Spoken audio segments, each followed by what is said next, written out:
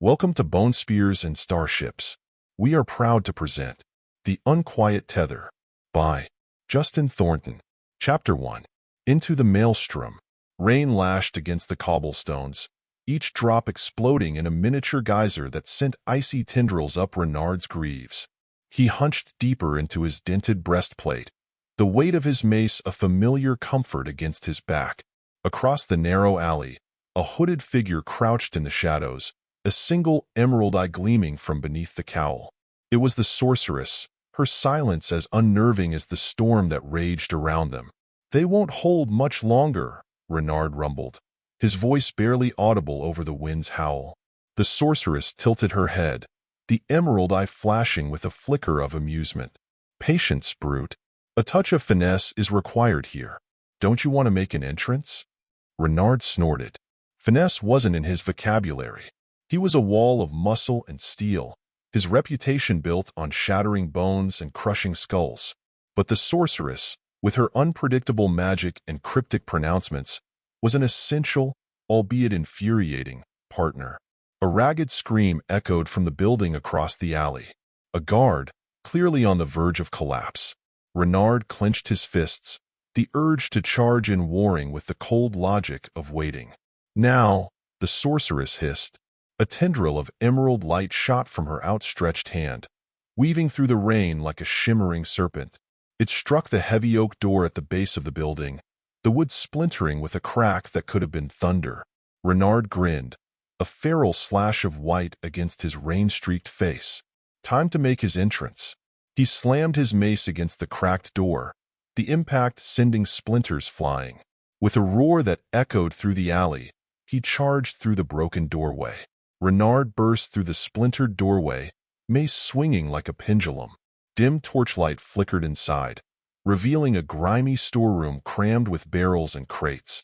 Two hulking guards, clad in rusted iron armor, spun towards him, their faces contorted in surprise.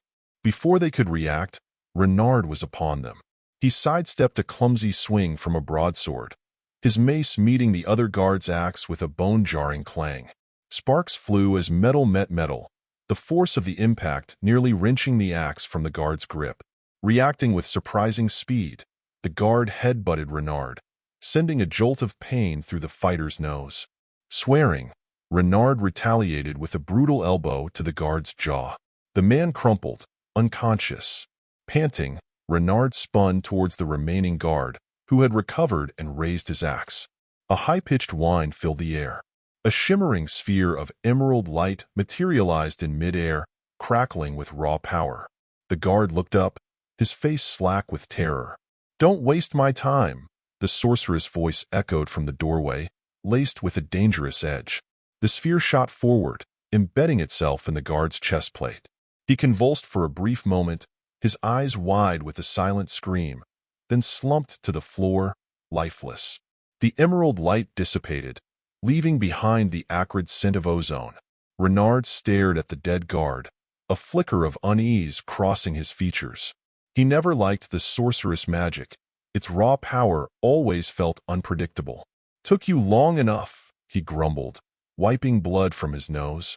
The Sorceress stalked past him, her cloak billowing behind her. "Someone had to ensure a clean entrance," she said, her voice dry. "Unlike some who rely solely on brute force." Ignoring her jab, Renard scanned the room. Barrels and crates lined the walls, most overflowing with what looked like rotten rations. He spotted a heavy iron door at the back, its surface etched with arcane symbols. "This must be it," he said, striding towards the door. The Sorceress was beside him in an instant. "Not so fast, brute. This is where the finesse comes in." The iron door groaned in protest as Renard strained against it, his muscles screaming in exertion. The Sorceress stood beside him, her hands glowing with a faint emerald light as she channeled magic into the arcane symbols etched on the door's surface. The symbols pulsed in response, bathing the room in an eerie green glow. With a final heave, Renard pushed against the door. It creaked open a sliver, revealing a swirling vortex of inky blackness beyond. A frigid wind howled from the vortex, carrying with it the faint scent of decay and something far more sinister. Renard recoiled, a shiver running down his spine despite the heat of exertion. This wasn't just a hidden room. It was a gateway to somewhere far more dangerous. He glanced at the sorceress, her face obscured by the swirling green light emanating from her hands. "Are you sure about this?" he asked, his voice taut with unease. The sorceress didn't turn, her focus solely on the symbols. "We've come too far to turn back now," she replied, her voice strained. "Whatever they're hiding is on the other side." The symbols flared brightly, then dimmed. The green glow faded from the sorceress' hands, leaving them trembling. The vortex pulsed once more, then stabilized, creating a shimmering portal. Renard stared into the inky blackness, his apprehension warring with a grim determination. He gripped his mace tighter, the familiar weight a source of comfort in the face of the unknown. "Lead the way," then, he rumbled, his voice echoing in the tense silence. The sorceress straightened, a flicker of defiance in her emerald eye. "As you wish," she said, stepping through the shimmering portal. With a deep breath, Renard followed, the iron door clanging shut behind him. Darkness engulfed him, leaving only the faint green glow of the sorceress magic to guide them into the unknown. Chapter 2. Trial by Revenant. The air hung heavy with a cloying sweetness, a sickly perfume that clung to Renard like a shroud. He pressed a hand against his mouth, stifling a cough as the fetid air stung his lungs. The dim green glow emanating from the sorceress' staff barely penetrated the inky blackness that surrounded them. They were in a narrow passage, the oppressive weight of tons of rock pressing down on them. "Where are we?" Renard rasped, his voice echoing in the suffocating silence. The sorceress moved cautiously forward, her staff held high. Her face, illuminated by the green light, was etched with concern. "The ancient texts mentioned catacombs," she muttered, "tunnels beneath the city used for burials." Renard swallowed, a lump forming in his throat. He hated enclosed spaces, and the thought of navigating miles of tunnels filled with the dead sent a shiver down his spine. A skittering sound from ahead pierced the silence. Both Renard and the sorceress froze, their eyes darting towards the source of the noise. In the dim light, they could just make out the skeletal forms of rats, their white bones gleaming eerily, scurrying away from the approaching light. Renard gripped his mace tighter, the familiar weight grounding him. "Let's just get this over with," he growled. The sorceress nodded, her emerald eye flashing with a flicker of determination. They continued down the passage, the skittering sounds increasing in frequency as they disturbed more of the unsettling denizens of the tunnels. The oppressive tunnel stretched on endlessly, a black maw swallowing them whole. Renard's muscles ached from the constant strain of holding his heavy mace aloft. The air, thick with the cloying sweetness, burned his throat with every labored breath. He stole a glance at the sorceress, her emerald eyes narrowed in concentration as the green glow from her staff danced across the uneven walls. "How much further?" he rasped, his voice barely audible over the rhythmic scrape of his boots against the rough stone floor. The sorceress didn't reply, her focus unwavering. Renard cursed under his breath. He hated relying on her cryptic pronouncements. He was a man of action, and this slow, deliberate exploration grated on his nerves. A sudden shift in the air sent a jolt through Renard. The temperature dropped sharply, sending goosebumps erupting across his skin. He gripped his mace tighter, his gaze darting around the darkness. The skittering sounds, once a constant background noise, had abruptly ceased. An unnatural silence had descended upon the tunnel. "Did you feel that?" he hissed at the sorceress, his voice tight with apprehension. Finally, the sorceress met his gaze. A flicker of concern flickered in her emerald eye. "Something's changed," she admitted. Before she could elaborate, a low growl echoed from deeper within the tunnel. The sound sent a primal jolt of fear through Renard. It wasn't the guttural snarl of a beast he was familiar with. This was something else entirely, a sound that spoke of hunger and ancient malice. The growl rose in pitch, morphing into a blood-curdling shriek that tore through the oppressive silence. A single point of glowing red light appeared in the distance, bobbing erratically towards them. "Get ready," the sorceress snarled, her voice laced with a newfound urgency. "Whatever that is, it's coming for us." The red light grew larger, revealing a grotesque creature shambling towards them. Its emaciated form was vaguely humanoid, but its limbs were twisted and elongated, ending in wickedly sharp claws. Patches of tattered flesh hung from its skeletal frame, and a single glowing red eye burned with a malevolent intelligence. The cloying sweetness in the air intensified, now tinged with the metallic tang of blood. "A revenant," the sorceress hissed, her voice tight with barely suppressed fear. "Undead guardians of these tunnels. Destroy the phylactery, the source of its power." Renard didn't need further explanation. He charged forward, his mace ablur as he swung with all his might. The creature shrieked as the metal slammed into its bony chest, but it didn't falter. Its claws raked at Renard's side, tearing through his leather armor and drawing a scream of pain.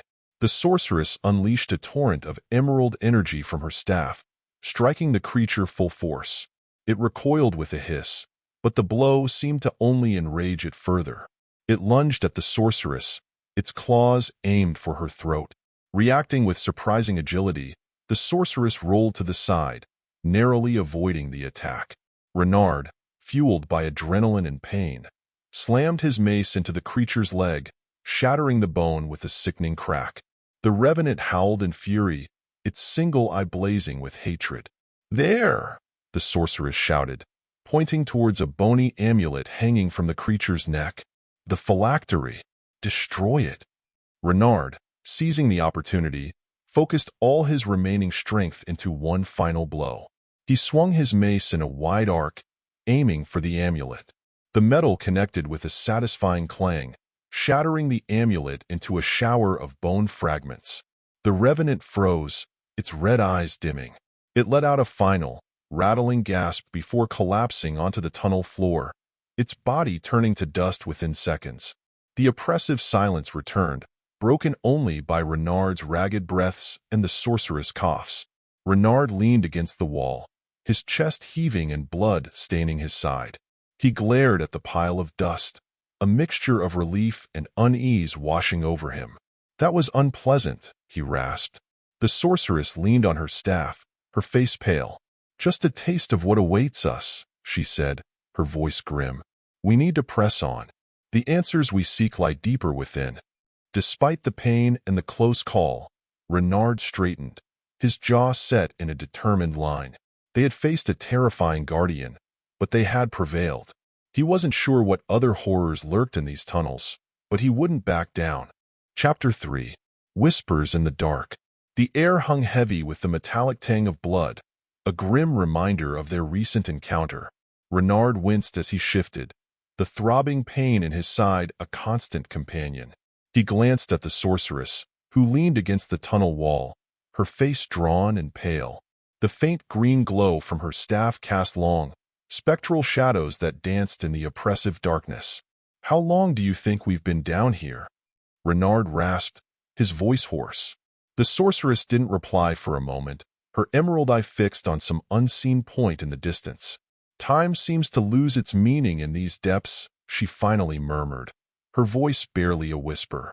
A sudden tremor shook the tunnel, sending a shower of dust raining down from the uneven ceiling.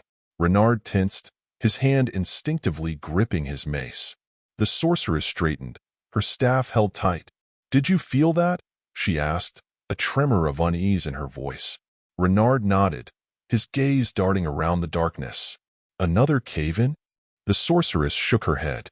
"No, that felt different. More deliberate." Before they could discuss it further, a faint, rhythmic chanting echoed through the tunnels.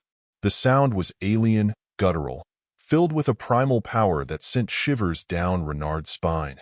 The chanting grew louder, closer, as if a dark procession was approaching. "What is that?"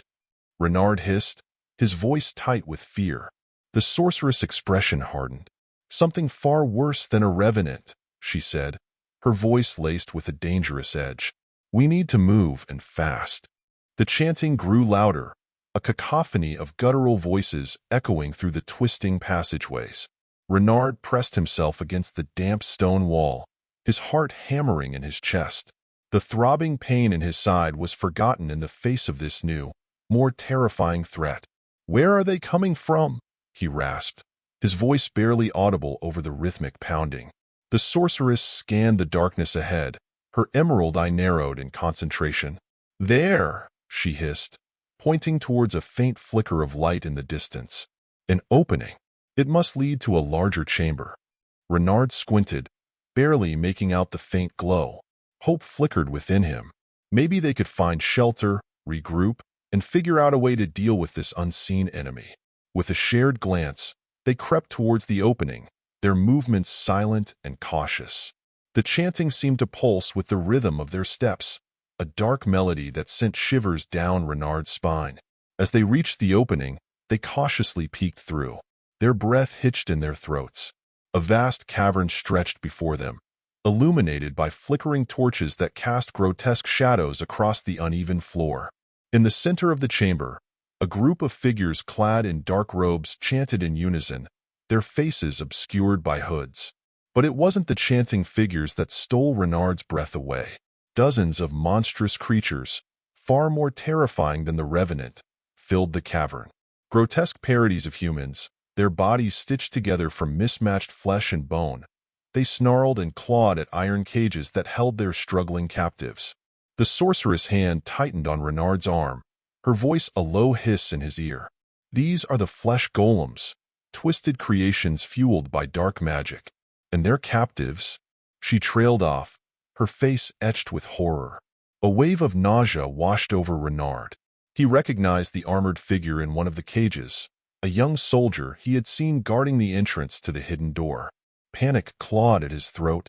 They were outnumbered, outmatched, and had stumbled upon a horrifying secret. Panic threatened to overwhelm Renard. The cavern echoed with the rhythmic chanting and the guttural growls of the Flesh Golems. The sight of the captives, including the young soldier, fueled a desperate urge to fight. But reason battled with his instincts. They were hopelessly outnumbered, and his injured side screamed in protest. Beside him, the sorceress stood rigidly, her emerald eye blazing with a cold fury. A low growl rumbled from her throat, a sound unlike anything Renard had heard from her before. "We can't fight them all," she snarled, her voice tight with barely suppressed rage. "We need to find another way out." She spun on her heel, her staff held at the ready. Renard knew she was right, but the thought of leaving the soldier to his fate gnawed at him. "What about him?" he rasped, gesturing towards the cage. The sorceress hesitated, her emerald eye flickering with a flicker of indecision. Then, her face hardened. "There's no time," she hissed, her voice laced with urgency. "We come back for them, I promise. But right now, we need to survive." With a burst of speed, the sorceress darted towards the far wall of the cavern, her staff glowing with an emerald light. Renard cursed under his breath. He knew she was right, but the guilt of abandoning the soldier twisted in his gut. He had no choice. Grabbing his mace, Renard followed the sorceress, the rhythmic chanting and the growls of the Flesh Golems filling his ears. He knew they were headed for a desperate gamble, a desperate hope of finding another way out of this nightmare chamber. As they rounded a corner, a new sound pierced the cacophony, a deep, booming voice that echoed through the cavern. It was a voice filled with power and malice, and it spoke a single, chilling word. "Intruders." A wave of dread washed over Renard. They had been discovered, and their fight for survival had just begun. Chapter 4. Flesh and Stone. The air hung thick with the acrid tang of sweat and fear. Renard pressed himself against the damp stone wall, his ragged breaths echoing in the oppressive silence. The throbbing pain in his side had dulled to a dull ache, but every movement sent fresh waves of agony through him. The sorceress stood beside him, her face streaked with grime and exhaustion. The emerald glow from her staff cast long, spectral shadows that danced across the rough floor. Between them and the entrance to the hidden chamber lay a growing pile of bodies, fallen flesh golems. Their stitched together forms a grotesque testament to their desperate escape attempt. "We can't hold them off forever," Renard rasped, his voice hoarse. "There are just too many." The sorceress remained silent, her emerald eye scanning the darkness beyond the entrance. A faint rhythmic chanting still echoed from within the chamber, a constant reminder of the unseen enemy. "We need another way," she finally muttered, her voice tight with strain. "There has to be another way out of this place." A low growl rumbled from the depths of the tunnel, sending shivers down Renard's spine. The sound was closer this time, accompanied by the unmistakable scraping of claws against stone. "They're coming," the sorceress hissed, her voice laced with desperation. "We need to move now." Renard scrambled to his feet, his injured side screaming in protest. He gripped his mace tighter, the familiar weight a source of comfort in the face of overwhelming dread. The faint glow from the sorceress' staff barely penetrated the growing darkness. The rhythmic chanting had ceased, replaced by an unsettling silence that felt even more ominous. "Where are they?" Renard rasped, his voice raw with fear. The sorceress pointed towards the entrance of the hidden chamber. "They're not coming out," she said, her voice grim. "They're coming from somewhere else." A low rumble echoed through the tunnels, this time from behind them. Renard spun around, his heart hammering in his chest. Two glowing red orbs emerged from the darkness, growing steadily larger as monstrous shapes lumbered towards them. "More," Renard cursed, his voice laced with despair. "There's no point in fighting them all," the sorceress snapped, her voice surprisingly steady. "We need to find that other exit. Now." She darted towards the left wall of the tunnel, her staff glowing brighter. Renard followed, ignoring the searing pain in his side. He couldn't give up, not yet. But with each passing moment, hope dwindled, replaced by a suffocating sense of dread. As they reached the wall, the sorceress traced her glowing staff along the rough stone, her brow furrowed in concentration. "There's something here," she muttered. An inscription faint, but legible. Renard squinted, barely making out the ancient symbols etched onto the wall. They were unlike anything he had ever seen, swirling and intricate, pulsating with a faint magical energy. "Can you decipher it?" he asked, his voice barely a whisper. The sorceress bit her lip, her emerald eye fixed on the inscription. "It's an escape route, but it requires an offering." Her voice trailed off, a flicker of doubt crossing her face. "An offering?" Renard echoed, dread coiling in his gut. "What kind of offering?" The sorceress met his gaze, her expression grim. "A sacrifice." The air crackled with a thick tension, a battle raging not just against the approaching flesh golems, but also within Renard himself. The inscription on the wall pulsed with an otherworldly light, its message a cruel promise of escape in exchange for a life. He could almost hear the rhythmic chanting of the unseen enemy echoing through the tunnel behind them, relentless drumbeat of their impending doom. "A sacrifice," Renard whispered, the word tasting bitter on his tongue. "What kind of sacrifice? A life?" The sorceress, her face pale and drawn, remained focused on the inscription. "It doesn't specify, but the magic here, it demands something valuable, something precious." He glanced at her, a flicker of hope igniting within him. "Then maybe there's another way. Maybe we can offer something else, something of value, but not a life." The sorceress shook her head, her voice filled with resignation. "I don't see any other option, Renard. The flesh golems are closing in, and we have nothing left to fight them with." Desperation clawed at Renard's throat. He wouldn't let himself believe there was no other way. He scanned the tunnel, his eyes falling on the pile of fallen flesh golems. Their stitched-together forms, grotesque parodies of life, held a morbid fascination. An idea, desperate and risky, sparked in his mind. What if we offered them something of theirs? A piece of one of them?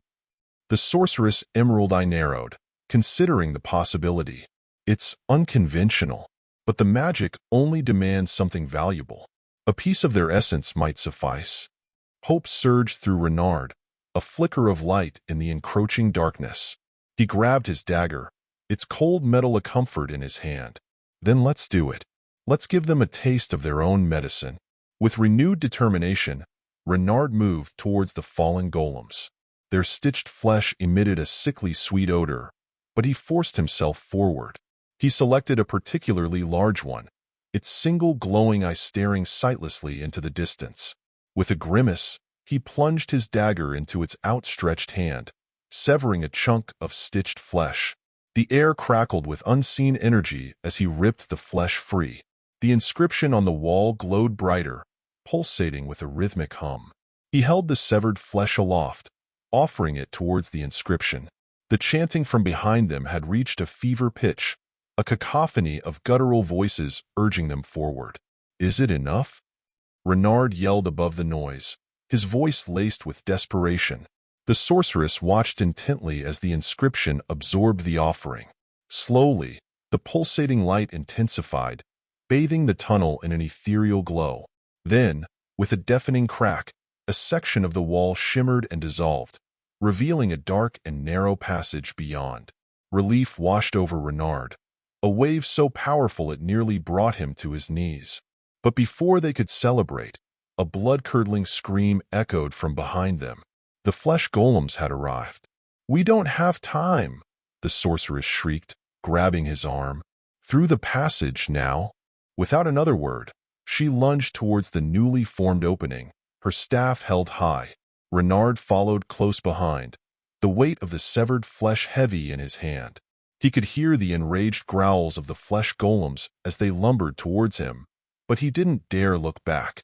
All his focus was on propelling himself forward, towards the unknown darkness that might just be their only hope of survival. They scrambled through the newly formed passage, the rough stones scraping against their skin. The air grew thick and stale, the darkness so complete that Renard couldn't see his hand in front of his face. He relied on the faint glow of the sorceress' staff to guide his way, the rhythmic hum from the inscription a constant reminder of their desperate escape. Behind them, the howls and enraged growls of the Flesh Golems echoed with terrifying clarity. Renard could almost feel their hot breath on his neck, their relentless pursuit spurring him on. He stumbled, his injured side screaming in protest, but the sorceress' hand clamped around his arm, yanking him forward. "Keep moving," she hissed, her voice strained. "They're gaining on us." The passage twisted and turned, a seemingly endless labyrinth carved into the heart of the mountain. Renard's lungs burned, his legs threatened to give way, but the primal urge to survive propelled him forward. They didn't dare speak, conserving their energy for the desperate flight. Suddenly, the passage dipped sharply downwards. Renard yelped in surprise, his momentum throwing him off balance. He tumbled down a short, steep incline, landing with a painful thud at the bottom. He lay there for a moment, gasping for breath, his vision swimming. "Renard!" the sorceress cried, her voice tinged with panic. He looked up to see her peering down at him, her face etched with concern. He forced himself to his feet, ignoring the throbbing pain in his side. "I'm all right," he rasped, more to reassure her than himself. But as they continued down the passage, a new sound reached their ears. It was a low, rhythmic dripping, like water echoing through a vast cavern. The sound grew louder with every step, filling the air with an unsettling dampness. The passage opened into a large chamber. The sorceress' staff illuminated a scene of utter desolation. Jagged rock formations jutted from the cavern floor, and a vast pool of water shimmered in the darkness, its surface reflecting the faint glow of their light. But it wasn't the desolate landscape that sent a shiver down Renard's spine. Across the pool, on a ledge overlooking the water, stood a figure shrouded in darkness.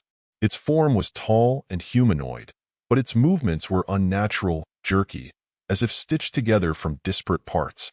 In its hand, it clutched a pulsating orb that cast an eerie green glow on the cavern walls. The figure turned its head, its features obscured by the shadows. Two glowing red eyes met Renard's gaze, burning with an intelligence that sent a jolt of primal fear through him. "Intruders!" a voice boomed through the cavern, echoing off the rock walls. It was the same voice they had heard before, but this time, it was closer, filled with a chilling malice. "You trespass on forbidden ground." The sorceress tightened her grip on her staff, her emerald eye blazing with defiance. "We seek only a way out," she declared, her voice ringing through the cavern. The figure tilted its head, studying them with its glowing eyes. A long, guttural laugh erupted from its throat, devoid of humor, filled with pure cruelty. "There is no escape," it rasped. "This place claims all who enter."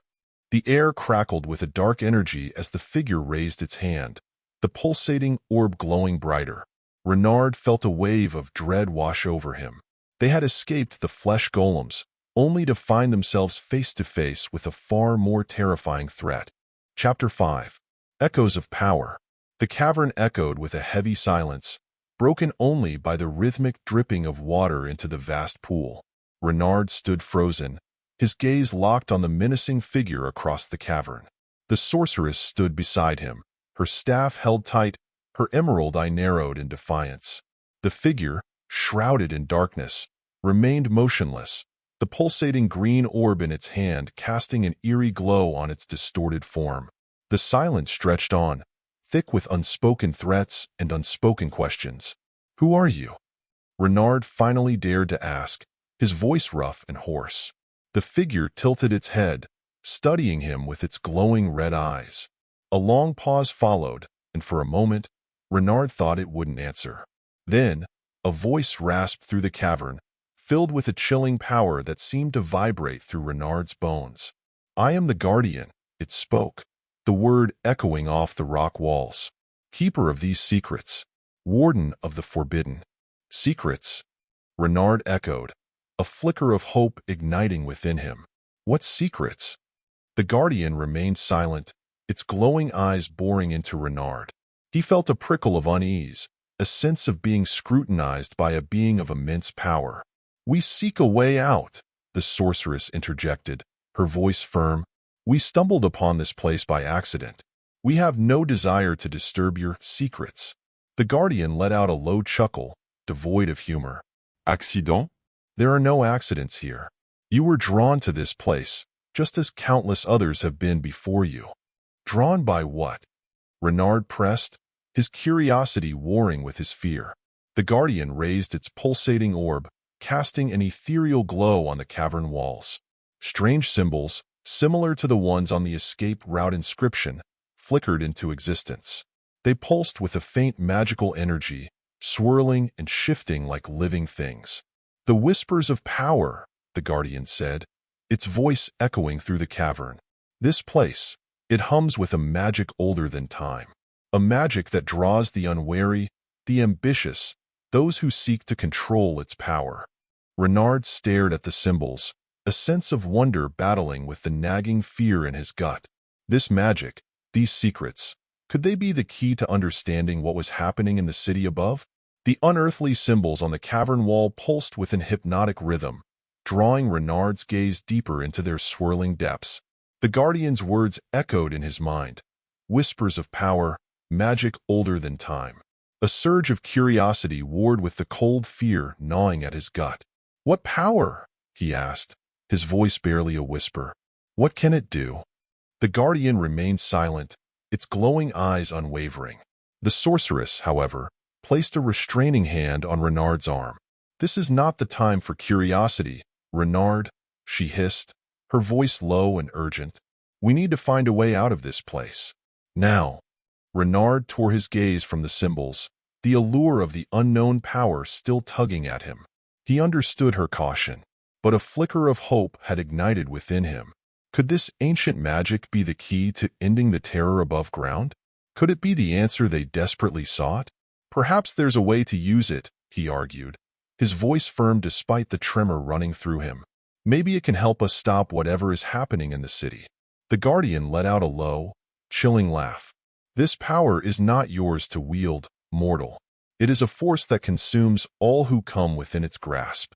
A hungry beast that promises power but delivers only destruction." The words sent a shiver down Renard's spine. The Guardian's warning was clear, its power seductive yet dangerous. Fear battled with a growing sense of determination within him. He wouldn't let himself be cowed into submission, not while there was still hope. "We may not intend to wield it," the sorceress interjected, her voice laced with defiance. "Perhaps we can simply learn from it, understand it enough to neutralize its threat."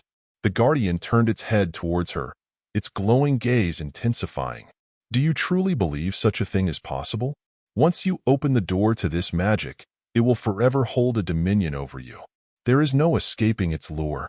The air crackled with attention, so thick it felt almost tangible. Renard glanced at the sorceress, her emerald eye narrowed in concentration. He saw the struggle within her, the battle between fear and a desperate need for answers. Suddenly, a new sound filled the cavern.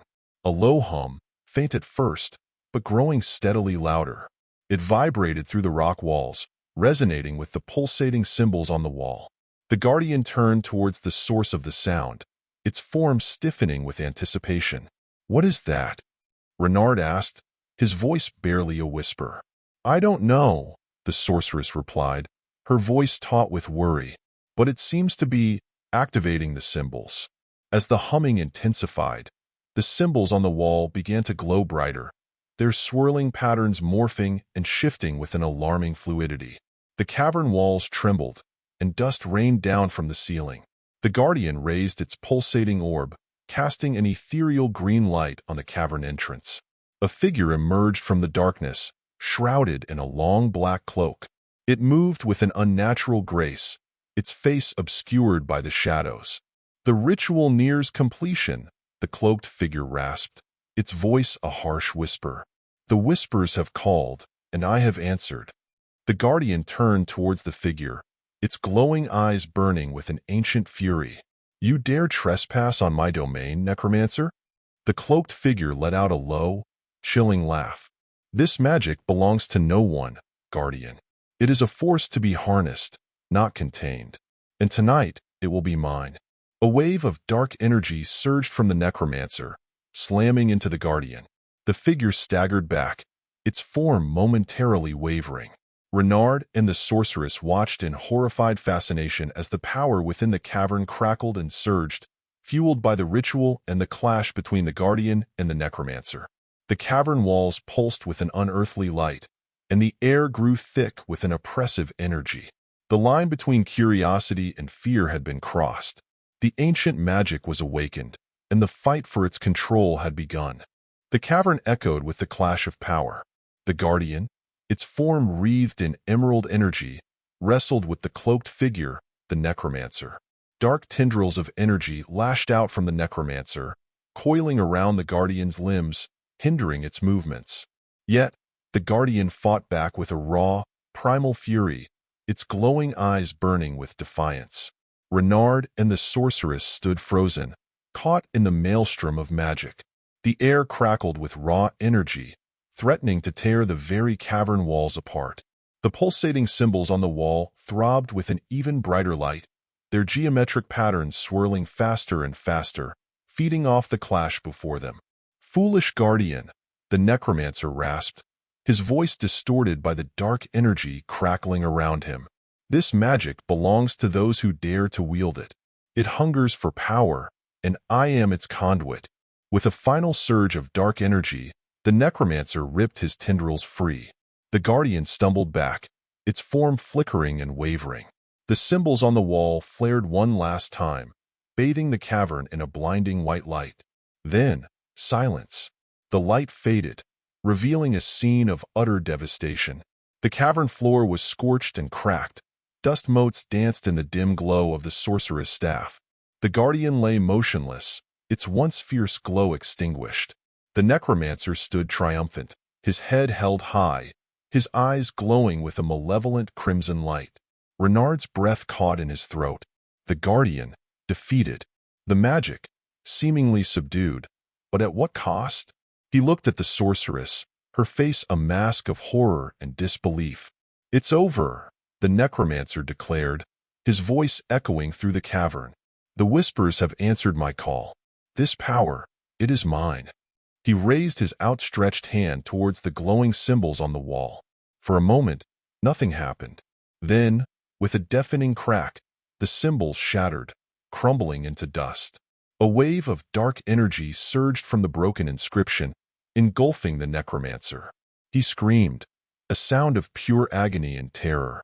His body writhed and contorted, the dark energy twisting and warping him into an unrecognizable mass.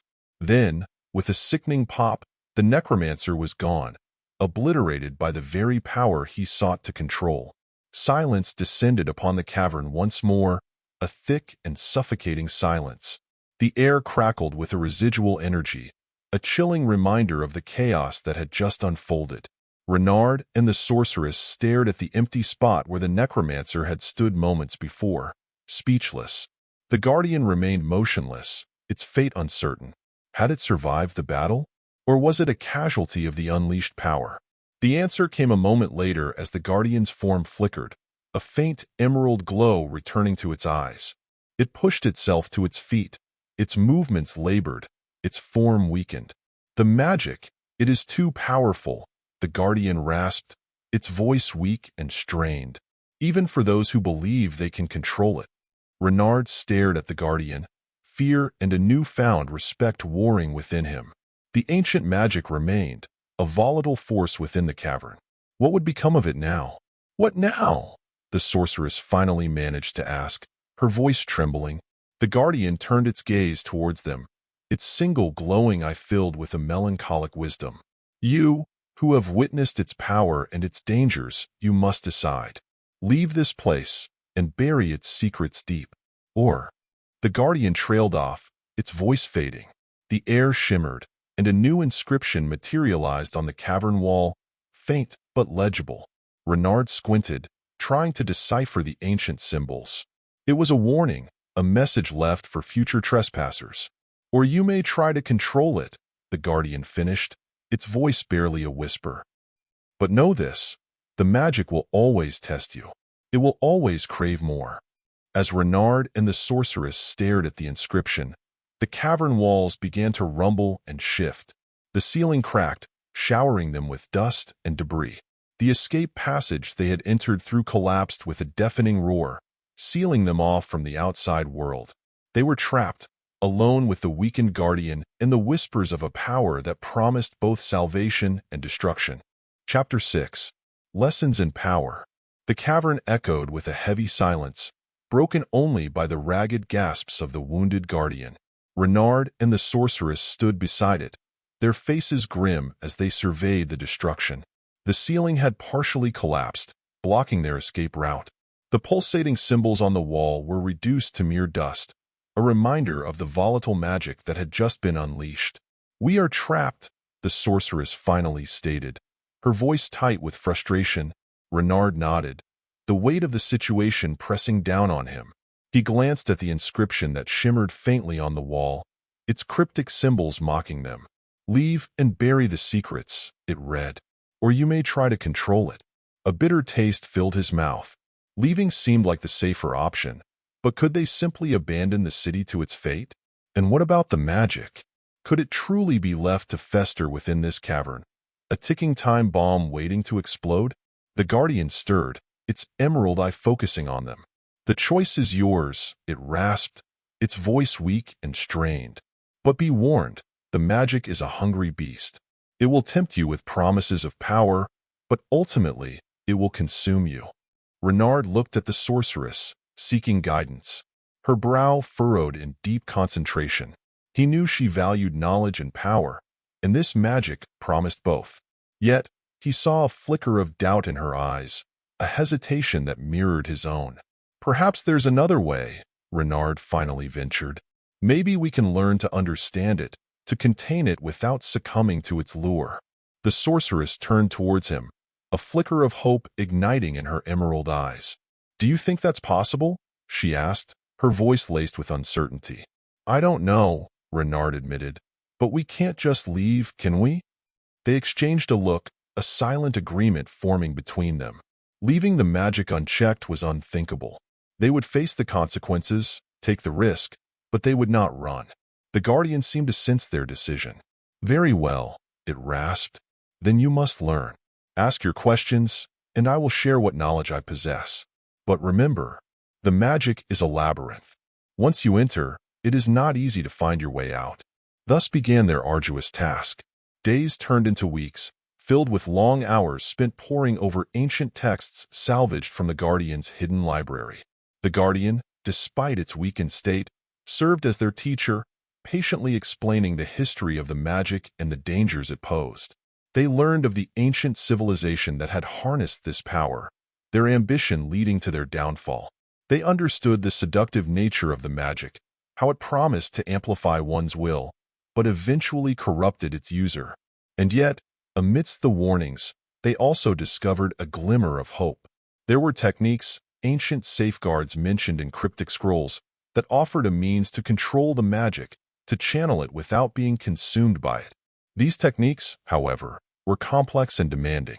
They required a deep understanding of the magic's flow, a meticulous control over one's will.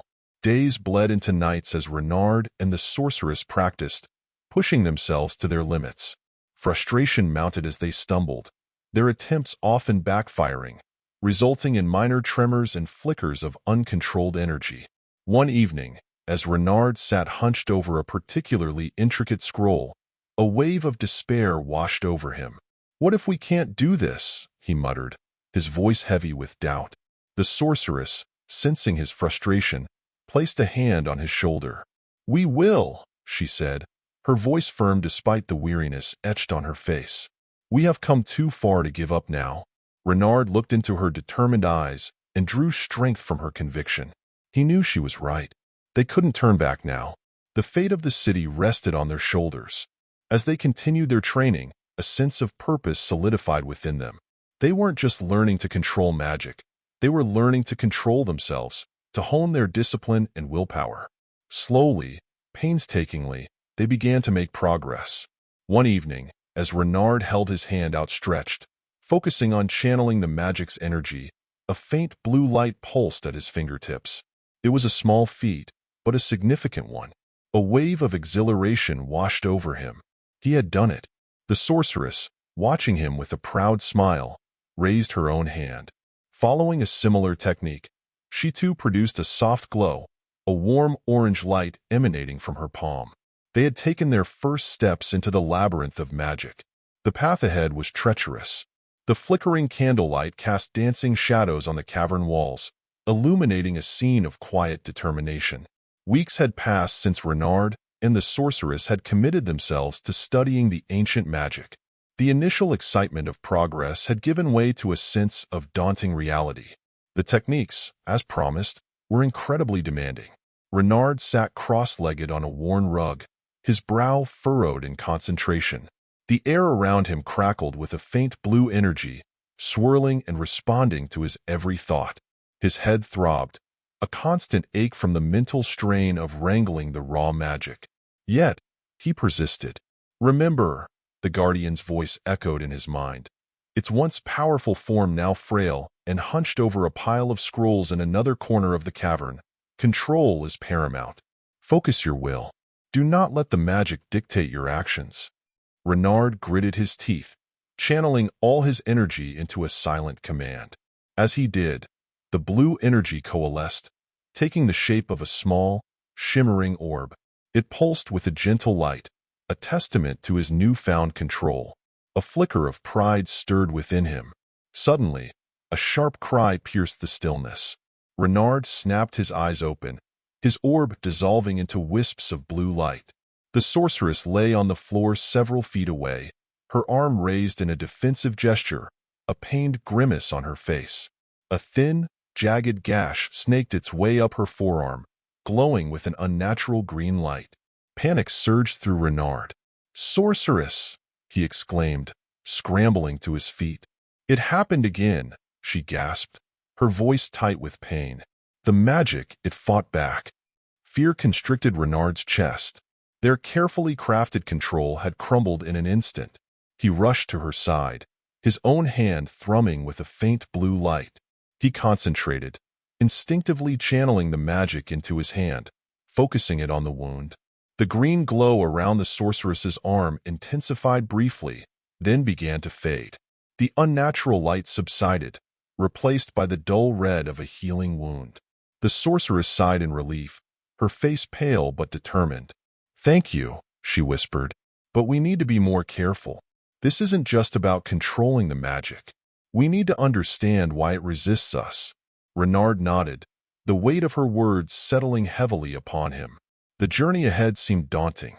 Mastering the unpredictable magic was one thing, but understanding its will, its very essence, that was another challenge entirely. He glanced at the guardian, its form almost lost in the shadows. A flicker of hope remained in its fading emerald eye. Perhaps, the guardian rasped, its voice weak yet resolute, the answers lie not just in control, but in communication. The magic, it seeks a partner, not a master. Renard and the sorceress exchanged a hesitant look. Communication? Could they truly forge a connection with such a powerful and volatile force? The thought sent shivers down Renard's spine, yet a spark of curiosity ignited within him. Perhaps, he thought, the key to mastering the magic wasn't dominance, but understanding. With a newfound resolve, Renard looked at the sorceress.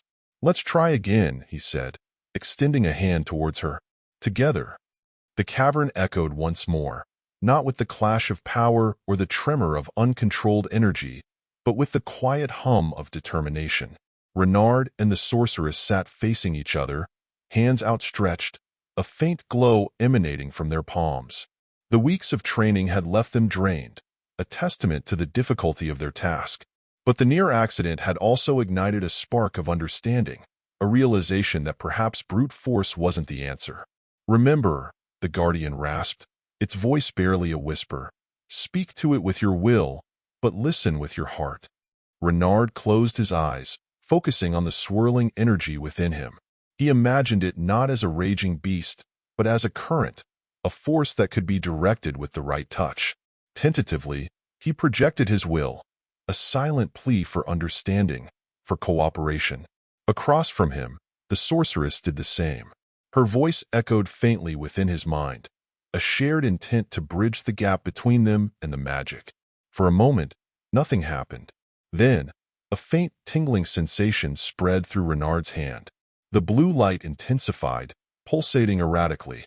He felt a pushback, a resistance, but also a flicker of something else, curiosity. He persevered, sending another wave of calm, focused will. The light steadied, the erratic pulsing slowing. He felt a shift, not control, but a tentative connection, a feeling of something vast and ancient brushing against his consciousness. He opened his eyes, meeting the sorceress's gaze. In her eyes, he saw a reflection of his own experience, a sense of awe, a tinge of fear, and a glimmer of hope. The magic remained a mystery, a force far beyond their complete comprehension. But in that shared moment, they had taken a crucial step. They had established a fragile connection, a bridge of understanding across the chasm of power. The path ahead remained shrouded in uncertainty. They had only scratched the surface of the magic's secrets. Yet, for the first time since their descent into the cavern, a sliver of optimism pierced through the darkness. Maybe, just maybe, they could find a way to harness its power, not to control, but to become partners in the fight against the unknown threat that loomed above. As they continued their meditation, the cavern settled into a tense calm. The flickering candlelight cast long shadows that danced on the walls, a silent audience to the momentous, unseen communion taking place between a pair of mortals and a force as ancient as time itself. The fate of the city, and perhaps even their own, hung in the balance of this fragile connection. Chapter 7. A Fragile Pact. Weeks bled into months within the confines of the cavern. The flickering candlelight cast long, grotesque shadows on the damp walls, a stark contrast to the faint blue glow emanating from Renard and the sorceress's outstretched hands. Their initial optimism had tempered into a focused resolve. The connection they had established with the magic remained tenuous, a fragile bridge built on trust and understanding. "It grows stronger," the sorceress murmured, her voice a low hum as she concentrated on channeling the energy. Her eyes, the color of emeralds, glowed faintly, reflecting the blue light swirling around her palm. "But it's still cautious," Renard replied, his voice equally hushed. He could feel the magic's presence, a swirling current that responded to his will with a hesitant awareness. The guardian, its form even more frail, watched them from its shadowed corner. Its once vibrant emerald eye now flickered with a fading luminescence. Yet, a spark of hope remained within its depths. Remember, its voice rasped, a mere whisper. Patience is key. The magic is an ancient being, a force accustomed to dominance. It will not submit easily. Renard and the sorceress exchanged a silent look. Patience was a virtue they were quickly learning. The journey from fear to communication had been an arduous one. Countless hours had been spent deciphering the ancient scrolls, painstakingly piecing together the history and nature of the magic. Even more time had been dedicated to forging a connection, a silent dialogue that transcended words. Their efforts had borne fruit. They had learned that the magic wasn't a mindless beast, but a sentient force with a will of its own. It craved purpose, a reason for its existence. And perhaps they had discovered that purpose to act as a guardian against a greater evil that threatened the city above. The world dissolved into a swirling vortex of emerald light and green mist. Renard felt himself tumbling through a chaotic void, the ground rushing up to meet him one moment, then vanishing the next. The sorceress's hand, surprisingly warm and steady, remained clasped in his, a grounding force in the disorienting chaos.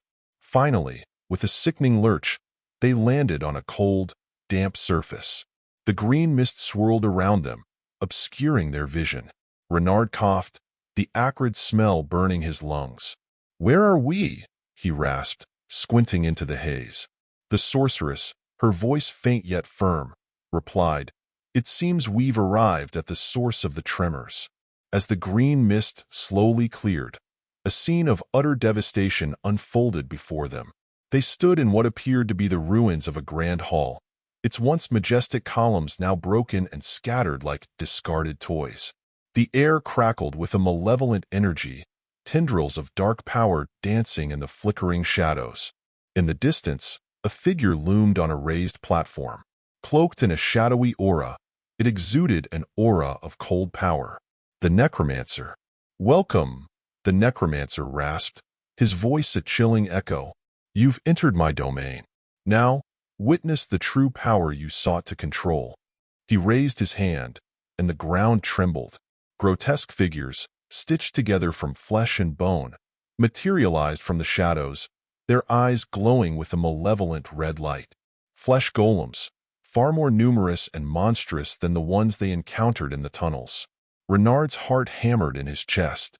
This was it, the moment of truth. He glanced at the sorceress, her face a mask of steely determination. "We can do this," she said, her voice surprisingly calm. "Remember, we fight together." Renard nodded, the fear giving way to a surge of resolve. He focused on the magic within him, the connection to its ancient power. This wasn't just about controlling it anymore. It was about channeling it, wielding it as a weapon to protect the city and vanquish the darkness. Closing his eyes, he visualized a wave of blue energy. He felt a hesitant response from the magic, then a surge of power that coursed through him. With a cry, Renard opened his eyes and unleashed a torrent of blue energy. It slammed into the flesh golems at the head of the horde, disintegrating them in a burst of light. The sorceress, her eyes glowing with emerald light, mirrored his attack, a wave of green energy incinerating another group of approaching creatures.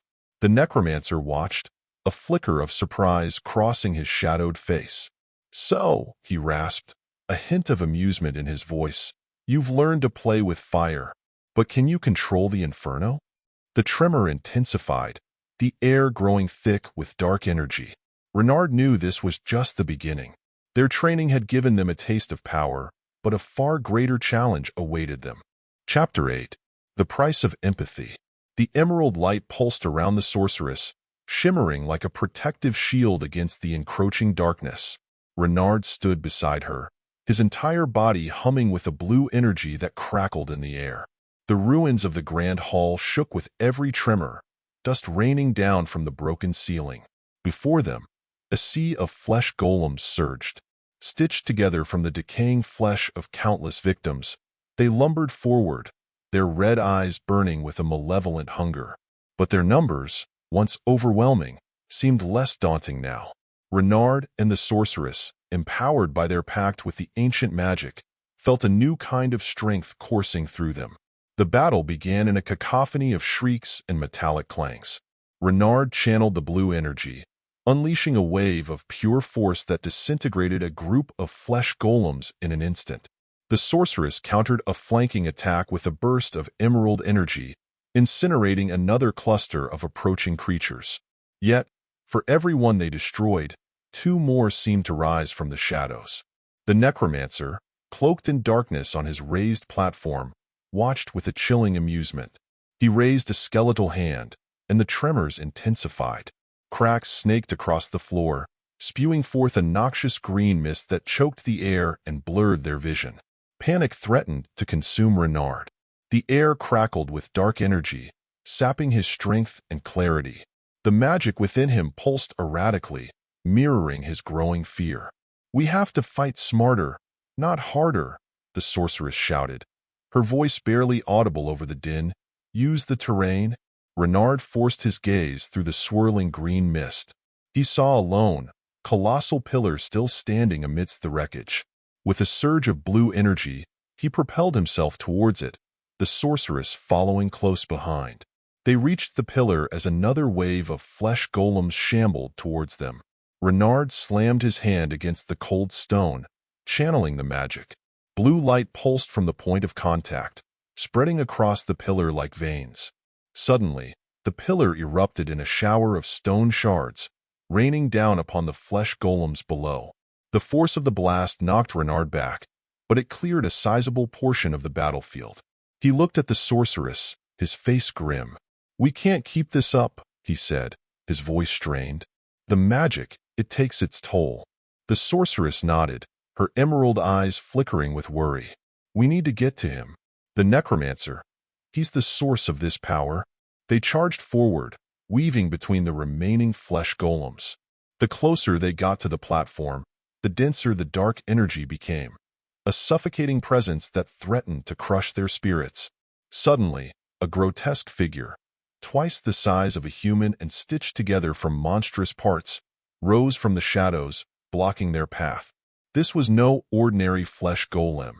It was a twisted abomination, imbued with a dark essence that radiated pure malice. Fear twisted in Renard's gut, but the sorceress stepped forward, her emerald light blazing with defiance. "We can handle this," she declared, her voice ringing with newfound power. Renard watched the hulking monstrosity lumber towards them, its mismatched limbs scraping against the cracked stone floor. Panic gnawed at him, but the sorceress's unwavering stance ignited a flicker of defiance within him. "Don't let it break our focus," she said, her voice surprisingly calm. "We'll overpower it together." Taking a deep breath, Renard centered himself. The swirling blue energy within him felt volatile, thrumming with his escalating fear. He knew he needed to control it, to channel it with precision, not brute force. The creature roared, a sound like scraping metal, and lunged at them. Renard sidestepped, the stench of decay assaulting his nostrils. The sorceress met the attack head-on, a burst of emerald light engulfing the monstrosity's arm. A sickening sizzle filled the air as the flesh seared and melted. The creature recoiled, momentarily stunned. Renard seized the opportunity. Focusing on the blue energy, he visualized a concentrated beam of power.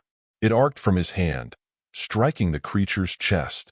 The impact sent the monstrosity staggering back, a deep gash smoldering on its torso. But their victory was short-lived. With a deafening shriek, the creature lunged again, its rage fueled by pain. Renard and the sorceress dodged again, a desperate dance around the hulking monstrosity. They landed a few blows, each met with a deafening roar and a renewed onslaught.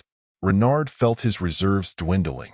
The magic pulsed within him, a wild current threatening to break free. He could sense the strain on the sorceress. Her usually vibrant emerald light flickered with exhaustion. "We can't keep fighting like this," he shouted, his voice ragged.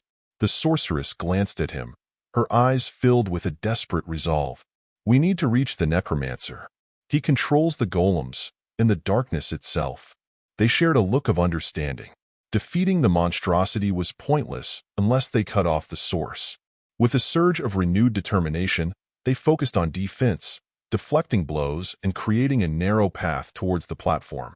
The creature pressed them relentlessly, its grotesque form a hulking wall of stitched-together flesh.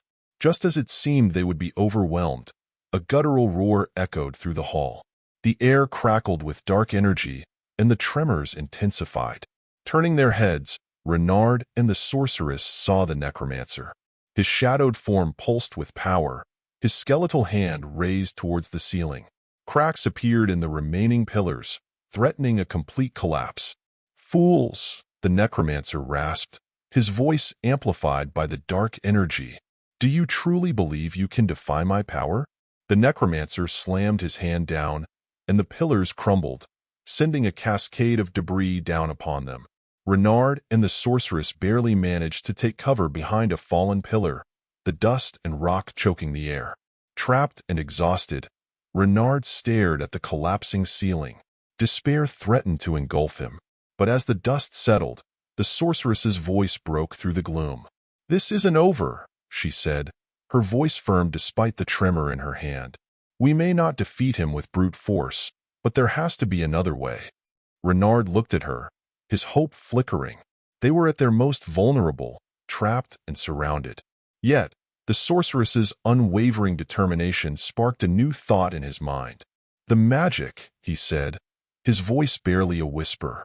"It doesn't just respond to power, it responds to will." A plan, risky and untested, began to form in his mind. This wasn't just about defeating the Necromancer. It was about understanding the magic, harnessing its true potential. He turned to the Sorceress, his eyes filled with a newfound resolve. "We need to try something different," he said. "Something the Necromancer wouldn't expect." The air hung thick with dust and the acrid stench of singed flesh. Renard coughed, his vision blurred by the debris raining down from the collapsing ceiling. The tremors had subsided, leaving an eerie silence punctuated by the ragged gasps of his own breath. Across the cavern, the Necromancer stood tall on his platform, his skeletal form radiating an aura of dark power. Beside him, the monstrous Flesh Golem twitched and groaned, slowly regenerating from its wounds. Defeat seemed imminent. Despair threatened to consume Renard, but the Sorceress's voice, raspy but resolute, cut through the gloom. "We're not done yet." He looked at her, her emerald eyes blazing with a defiance that mirrored his own rekindled determination. Renard had a plan, a desperate gamble born from exhaustion and a flicker of inspiration. "Listen," he said, his voice hoarse. "The magic, it responds to will. We've been trying to control it, force it to our command. But what if?" He didn't have time to finish his sentence. With a deafening roar, the monstrous Flesh Golem lurched towards them, its grotesque limbs tearing through the fallen debris. The Sorceress reacted instinctively, a wave of emerald light erupting from her outstretched hand. The beam slammed into the creature's chest, sending it reeling back. But this time, Renard didn't follow suit. He closed his eyes, focusing on the swirling blue energy within him. It thrummed with his chaotic emotions, fear, desperation, and a glimmer of hope. He forced himself to calm the storm, channeling his will into a single, unwavering purpose. He didn't picture a blast of energy, a destructive force. Instead, he envisioned a connection, a bridge of understanding between him and the magic. He felt a hesitant response, a flicker of curiosity from the ancient power within. Suddenly, the air around him crackled. The blue energy surged forth, not as a destructive blast, but as a tendril of pure energy that reached out towards the monstrosity. The Sorceress, sensing the shift, stopped her attack, her eyes wide with surprise. The tendril of blue energy wrapped around the monstrosity's mangled arm, searing it with a white-hot light. Yet, unlike the emerald energy, it didn't disintegrate the flesh. It seemed to examine it. The monstrosity roared in pain, but a new emotion flickered in its red eyes, confusion. It lashed out, trying to swat away the blue tendril, but it clung on, unwavering. Then, something remarkable happened. The blue energy flowed back into Renard, carrying with it a surge of information. He saw fragments of the creature's memories, a twisted tapestry of pain, suffering, and the dark will that had stitched it together from the remnants of countless victims. Renard gasped, overwhelmed by the sudden influx. But amidst the chaos, a single thought emerged, clear and undeniable. The flesh golems weren't mindless monsters. They were puppets, their very existence fueled by the necromancer's dark will. With a surge of newfound understanding, Renard channeled his will once more. The blue energy pulsed around him, then shot out in a wave, not towards the flesh golem, but towards the necromancer himself. The necromancer, caught off guard, was engulfed by the blue light. He shrieked, a sound that echoed with a primal fear. The dark energy swirling around him flickered and wavered, as if struggling against an unseen force. The monstrous flesh golem stopped its attack, its red eyes wide with confusion. The tendril of blue energy that had bound it began to dissipate, replaced by a faint blue glow emanating from within the creature itself. The scene hung in a tense silence, broken only by the rasping breaths of the exhausted heroes and the guttural growls of the confused flesh golem. It was a stalemate, but a critical one. Renard opened his eyes, his vision filled with exhaustion, but also a spark of hope. He had found a new way to fight, not with brute force, but with understanding. He looked at the sorceress, his face etched with a mixture of relief and determination. "It's working," he said, his voice barely a whisper. "We can break their control." The air crackled with a desperate energy. Renard, lungs burning and vision blurry, poured his will into the blue tendril connecting him to the monstrous flesh golem. It was a different kind of fight, a battle not of brute force, but of understanding. He saw the creature's fractured memories, a horrifying collage of pain and suffering woven together by the necromancer's dark magic. Suddenly, a flicker of recognition, a sliver of the creature's original self, yearning for freedom from its torment. Renard seized upon that flicker, channeling his empathy, his own desire to help. The blue tendril pulsed brighter, resonating with the creature's awakening will. Across the cavern, the necromancer shrieked, his skeletal form convulsing as Renard's magic disrupted his control. The monstrous flesh golem faltered, its red eyes wide with confusion. Then, with a deafening roar, it ripped the tendril from its arm. Relief washed over Renard, a fleeting victory quickly overshadowed by a chilling emptiness. The blue energy within him, once a vibrant current, had dwindled to a faint flicker. He looked down at his hand, a tremor running through his arm. The magic, it was gone. The sorceress, her emerald light flickering with exhaustion, saw his predicament. "Renard!" she cried, but her voice was lost in the renewed chaos. The freed flesh golem, no longer a mindless puppet, surveyed the scene with a primal rage. It bellowed again, but this time, its target wasn't Renard or the sorceress. It lunged at the necromancer, a monstrous fist aimed at the skeletal figure's head. The necromancer, weakened but far from defeated, unleashed a wave of dark energy. It slammed into the freed flesh golem, sending it crashing against the wall. The creature roared in pain, but its attack had bought Renard and the sorceress a precious moment. "We have to get out of here," the sorceress yelled, urgency lacing her voice. The cavern groaned ominously, another section of the ceiling crumbling under the tremors. Renard stumbled to his feet, his body screaming in protest. He glanced at the freed flesh golem, a flicker of sympathy warring with the terror in his heart. This wasn't their enemy anymore. It was a victim, lashing out in its newfound freedom. But there was no time for sentimentality. The necromancer, recovering from the surprise attack, raised his hand, dark energy crackling around him. He was preparing another devastating attack. With a surge of adrenaline fueled by desperation, Renard grabbed the sorceress's hand. "We need to regroup. There has to be another way." Together, they sprinted towards the nearest tunnel entrance, the tremors shaking the ground beneath their feet. Behind them, the enraged roar of the freed flesh golem echoed through the cavern, a testament to the unintended consequence of their gamble. Chapter 9. The Broken Puppet. Cold sweat slicked Renard's skin as he stumbled through the darkness of the tunnel. The tremors from the collapsing cavern had subsided, but the echo of their desperate flight still reverberated in his ears. Beside him, the sorceress pressed on, her emerald light a beacon in the gloom. Each ragged breath sent a sharp pang through Renard's chest. His body throbbed with a dull ache, the after-effects of exertion and the lingering shock of losing the magic. It felt like a vital part of him had been ripped away, leaving a gaping void. "We can't keep running," the sorceress said, her voice strained but firm. "We need a plan." Renard stopped, leaning against the rough stone wall. The tunnel was narrow and cramped, offering little comfort or escape. "Without the magic," he began, his voice hoarse.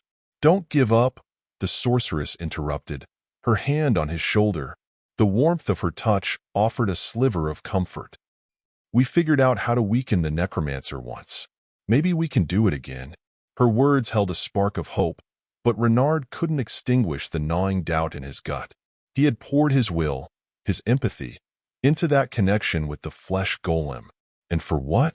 A single freed creature amidst an army, and the loss of his own magic. "There has to be another way," he said, more to himself than to her. Suddenly, a deep rumble echoed through the tunnel, shaking the loose stones around them. Renard and the sorceress exchanged a wary glance. The cavern might have collapsed completely, blocking their escape route. With a heavy heart, Renard pushed himself off the wall. "We need to find another exit," he said, his voice tight. "But first, we need to understand what happened back there." The memory of the freed Flesh Golem's attack on the Necromancer flickered in his mind. What if there was more to it? Maybe the creature's rage wasn't entirely random. Maybe, in the chaotic surge of emotions as it broke free from the Necromancer's control, it recognized its former tormentor. An idea, fragile but enticing, began to form in Renard's mind. It was a desperate gamble, one built on a foundation of empathy and a sliver of trust. But with his magic gone, it might be their only hope. "There's something we need to try," he said to the sorceress, his voice filled with newfound determination. He explained his plan, his voice echoing in the darkness of the tunnel. The sorceress listened intently, her brow furrowed in concentration. When he finished, she remained silent for a moment, the only sound the drip of water echoing in the stillness. "It's a long shot," she finally said, "but it's all we have." With a shared look of resolve, they continued their journey deeper into the network of tunnels. Their path was uncertain, their resources dwindling. But within the darkness, a spark of hope flickered, a chance to redeem their previous attempt, to fight back not with brute force, but with empathy and a desperate plea for a fragile alliance. As they navigated the twisting passages, they could almost hear the echoing roars within the cavern, a chilling reminder of the monstrous threat they faced and the unexpected ally they were about to seek. The stale air of the tunnel hung heavy as Renard and the sorceress trudged onward. The rhythmic drip of water echoed in the oppressive silence, broken only by the ragged gasps of their breaths. "Are you sure this is the way?" Renard rasped, his voice hoarse from disuse. Doubt gnawed at him, a constant companion in the darkness. The sorceress, her emerald light casting long, distorted shadows on the tunnel walls, nodded grimly. "According to the ancient texts, the deepest chamber lies beyond this passage. It's where the Necromancer draws his power." They reached a junction, the tunnel splitting into two dark paths. A low growl, faint but unmistakable, reverberated from one direction. Renard's heart pounded a frantic rhythm against his ribs. "There," he whispered, pointing towards the source of the sound. Steeling themselves, they crept down the tunnel, the growl growing louder with each step. The air grew thick and stale, tinged with the metallic scent of blood. Finally, they emerged into a cavern far vaster than the one they had fled. The sight that greeted them was both horrifying and strangely hopeful. In the center of the cavern, bathed in an eerie red glow emanating from pulsating crystals, stood the Necromancer. His skeletal frame seemed to writhe with dark energy, his eyes locked on the hulking figure before him. The freed Flesh Golem. It was a monstrous tableau of stitched-together flesh and bone, but there was a difference in its stance now. It wasn't a mindless puppet, but a creature driven by primal rage and a flicker of Recognition? The Necromancer cackled, a sound that scraped against Renard's sanity. So, you return, pathetic creature. Did you truly believe you could escape my control? The Flesh Golem roared, a sound that shook the cavern itself. It lashed out, not with blind fury, but with a calculated swipe of its massive fist, narrowly missing the Necromancer. The skeletal figure darted back, his skeletal hand crackling with dark energy. You are a broken toy, the Necromancer hissed. You serve only me. But the creature didn't flinch. It let out another guttural roar, this time tinged with something that sounded suspiciously like sorrow. The realization struck Renard like a physical blow. This wasn't just a freed monster. It was a creature yearning for its lost identity, lashing out at its tormentor in a desperate bid for revenge. Suddenly, a new idea, audacious and risky, sparked in Renard's mind. He turned to the Sorceress, his eyes blazing with a newfound determination. We need to amplify its emotions, he said, his voice barely a whisper above the guttural growls echoing in the cavern. We need to show it who the real enemy is. The Sorceress, understanding dawning in her emerald eyes, nodded curtly. Together, they stepped forward, their forms dwarfed by the colossal figures in the cavern. Renard closed his eyes, focusing on the faint embers of empathy that still flickered within him. He reached out not with magic, but with a raw, emotional plea. He envisioned the creature's fragmented memories, the pain and suffering inflicted by the Necromancer. He poured his own grief and anger into the connection, amplifying the creature's own emotions. The cavern pulsed with a strange energy as the Sorceress mirrored Renard's actions, her emerald light swirling with a newfound intensity. The Flesh Golem froze, its red eyes flicking between them and the Necromancer. A primal scream erupted from the creature, a sound that shook the very foundations of the cavern. It wasn't just rage anymore. It was a torrent of emotions, pain, sorrow, and a burning desire for vengeance. And then, with a earth-shattering roar, the Flesh Golem turned towards the Necromancer. The cavern was filled with the sounds of their clash, the thunderous blows of the creature's fists against the Necromancer's dark magic, the echoing crackle of dark energy. Renard and the Sorceress watched, a mixture of hope and fear twisting in their guts. They had become the spark, igniting a chaotic inferno. The outcome was uncertain, but one thing was clear. The battle had taken an unexpected turn.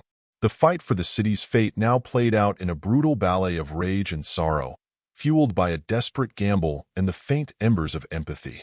The cavern echoed with the thunderous symphony of destruction. The once pristine chamber, pulsing with the Necromancer's dark power, now resembled a battlefield ravaged by an earthquake. Chunks of rock rained down from the cracked ceiling, illuminated by the erratic flashes of the shattered red crystals. Renard and the Sorceress, huddled together for support, watched the epic clash unfold with a mixture of awe and terror.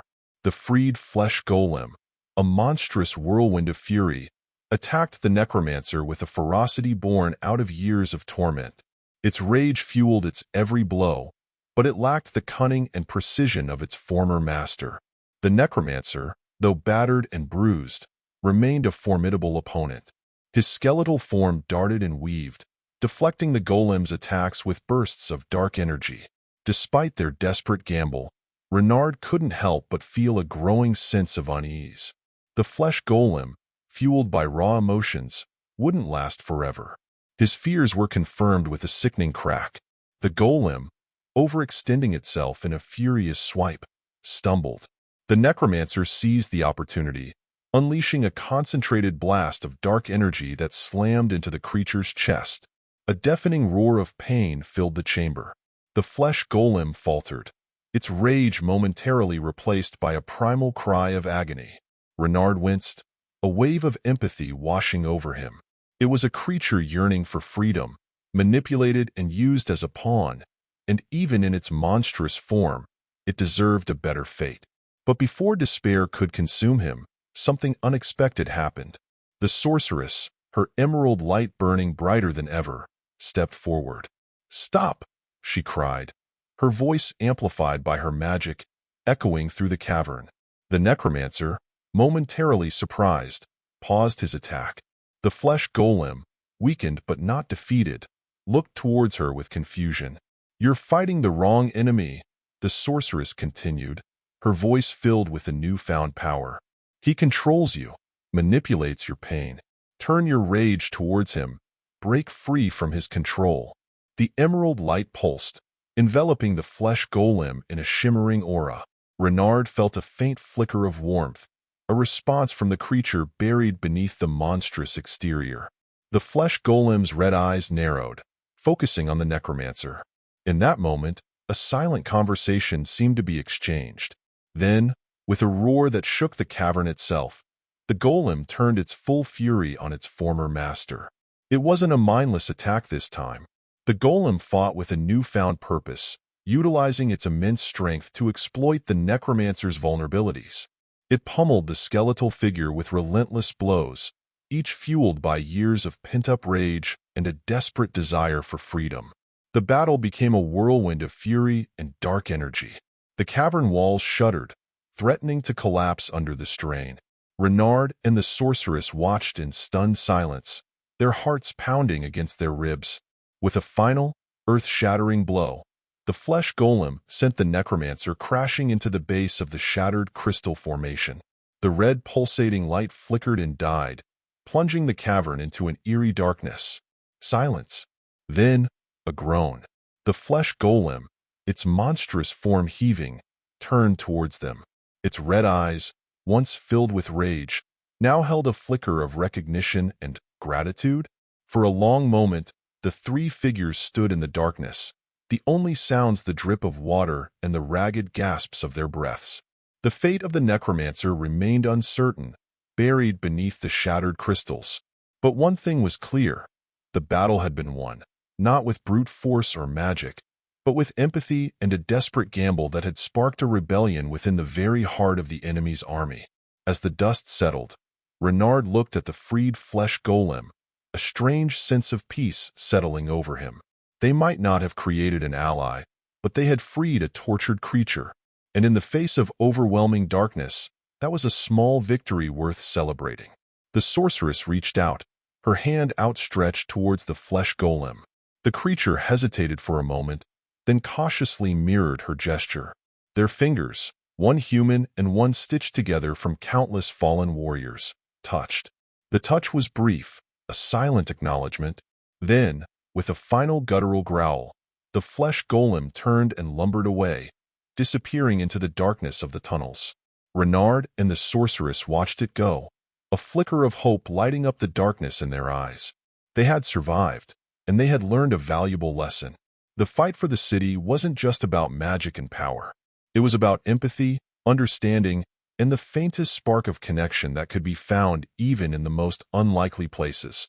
The journey ahead remained uncertain, but as they huddled together in the cavern's aftermath, a chilling awareness settled over Renard and the sorceress. The silence, broken only by the dripping of water and their ragged breaths, spoke volumes. The victory was bittersweet.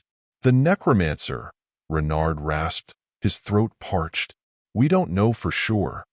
The sorceress, her face streaked with grime and sweat, shook her head, her emerald light dimmed. "We can't be certain. He might be weakened, entombed beneath the debris, but..." They both knew the truth. Dark magic was tenacious, and the Necromancer, a creature who had lived for centuries feeding on fear and despair, wouldn't be easily vanquished. But amidst the uncertainty, a spark of hope remained. The freed Flesh Golem, a monstrous symbol of the Necromancer's cruelty, had become an unexpected catalyst. Its rebellion had exposed a vulnerability in the enemy's forces. Perhaps they could find more like it. "We need to warn the city," the sorceress said, her voice firm despite her exhaustion. "Tell them of the Flesh Golem's defiance. It might spark a resistance amongst the others the Necromancer controls." Renard nodded, a flicker of determination rekindled in his eyes. Magic may have deserted him, but his empathy remained. He could use his skills, his understanding of the Flesh Golem's plight, to help others break free from the Necromancer's grasp. Suddenly, a faint tremor shook the cavern. Dust rained down from the cracked ceiling, reminding them of their precarious situation. The escape route through the tunnel might be blocked. The sorceress pursed her lips, her emerald light flickering brighter as she scanned the darkness. "There," she announced, pointing towards a barely visible passage obscured by fallen debris. With renewed purpose, Renard and the sorceress began the arduous task of clearing the path. Their journey out would be just as treacherous as the battle within, but they trudged forward, fueled by the faint embers of hope. They emerged from the tunnel into a familiar clearing bathed in the pale light of dawn. The city lay before them, its ramparts battered but unbroken. In the distance, the first rays of the sun painted the sky in hues of pink and orange, symbolizing a new day, a new chance. Weakened and battered, but with a renewed sense of purpose, Renard and the sorceress limped towards the city gates.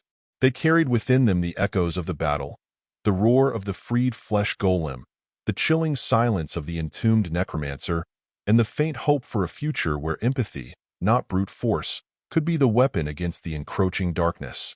Chapter 10. Fractured Trust. The first rays of dawn painted the horizon a bruised purple as Renard and the sorceress limped towards the city gates. The weight of the battle, the echo of the Flesh Golem's roar, and the chilling silence of the entombed Necromancer pressed heavily upon them. Their victory tasted hollow, a fragile hope balanced precariously on a precipice of uncertainty. As they neared the imposing stone wall, a flurry of activity stirred within. Figures peeked out from behind the battlements, their faces etched with a mix of apprehension and relief. The heavy iron gates creaked open, revealing a contingent of guards, their faces a mirror of the city's conflicted emotions. At the forefront stood General Marcus, his weathered face creased with worry. Relief flooded his eyes as he recognized them. "Sorceress, Renard, you're alive." The sorceress, her emerald light dimmed, offered a tired smile. "We are, General. But the victory, it came at a cost." Renard, his voice hoarse, recounted the events within the cavern. The desperate battle, the gamble with the Flesh Golem, and the uncertain fate of the Necromancer buried beneath the rubble. As he spoke, a hush fell over the gathered crowd. A murmur of disbelief rippled through the ranks when he mentioned the Flesh Golem's defiance. Fear flickered in some eyes, a distrust of the monstrous creature that had terrorized them for so long. "A gamble, you say?" General Marcus stroked his beard, his brow furrowed. "And this creature? Where is it?" All eyes turned towards the opening where Renard and the sorceress stood. A beat of silence stretched, thick with tension. Then, a lumbering shadow emerged from the dust. The Flesh Golem, its monstrous form somehow diminished in the pale light of dawn, stood hesitantly at the threshold. Its red eyes, once filled with rage, now held an unsettling emptiness. A collective gasp arose from the crowd. Some guards instinctively reached for their weapons, their fear threatening to overpower reason. "It seems your gamble has borne an unexpected fruit," Sorceress, General Marcus said, his voice tight. "But can we trust this creature?" The sorceress stepped forward, her emerald light pulsing with a calming warmth. "We don't know yet, General. But one thing is certain, the Necromancer's control is broken. This creature is no longer his puppet." A murmur of discussion arose among the guards. Some exchanged nervous glances, others looked at the Flesh Golem with a flicker of curiosity. Renard understood their fear. This monstrous being had been a weapon of terror, a symbol of the Necromancer's cruelty. But it was also a victim, its will stolen, its memories shattered. He stepped forward, his voice raspy but firm. "We can't afford to be divided now. The Necromancer might be weakened, but his forces remain. We need to prepare for a siege." His words, devoid of magic, but laced with a quiet strength born of experience, held the crowd's attention. He spoke of the Necromancer's remaining army, of the vulnerabilities they had discovered amongst the Flesh Golems. He spoke not just of tactics, but of the importance of unity, of facing their fears together. As the sun climbed higher, bathing the city in its golden light, a new resolve seemed to take root. The initial fear of the Flesh Golem gave way to a cautious acceptance. They were still wary, but the desperation in Renard's voice, the raw vulnerability in the creature's eyes, sparked a flicker of understanding. General Marcus, after a moment of deliberation, nodded curtly. Very well. We will prepare for a siege. But keep this creature under close watch. One wrong move, and he trailed off, his hand tightening around the hilt of his sword. The sorceress inclined her head in acknowledgement. Understood, General. Renard looked at the flesh golem, its hulking form dwarfing even the city walls. It stood there, an imposing figure shrouded in uncertainty. He didn't know if it could be an ally, but one thing was clear: their fate, the fate of the city, was now inextricably linked to this monstrous creature, a fragile symbol of a hope born from desperation. The tension in the air crackled like static as Renard and the sorceress were ushered into the heart of the city. Gone was the bustling marketplace, replaced by frantic activity, people hammering away at fortifications, women rolling bandages, and children clinging to their mothers' skirts, wide-eyed with fear. They arrived at the council chambers, a somber room dominated by a massive oak table. General Marcus, his face grim, sat at the head, flanked by city officials. The air hung heavy with smoke from sputtering torches and the nervous coughs of the gathered crowd. So, you say the Necromancer's remaining forces will attack? A stout councilman boomed, his voice filled with disbelief. But how can you be sure? The sorceress, her emerald light dimmed, projected her voice across the room. We intercepted a scout from the Necromancer's camp. They are preparing for a siege, confident of victory. A murmur of worry rippled through the room. Renard, his throat raw, felt a surge of anger. Confidence? Did they have any idea what they had unleashed within the cavern? But we have you, sorceress. A woman with a streak of silver in her hair piped up, her voice trembling slightly. Your magic can protect us. The sorceress offered a sad smile. My magic has its limits, Alara. The Necromancer might be weakened, but his forces are still formidable. We need a different strategy. All eyes turned towards Renard.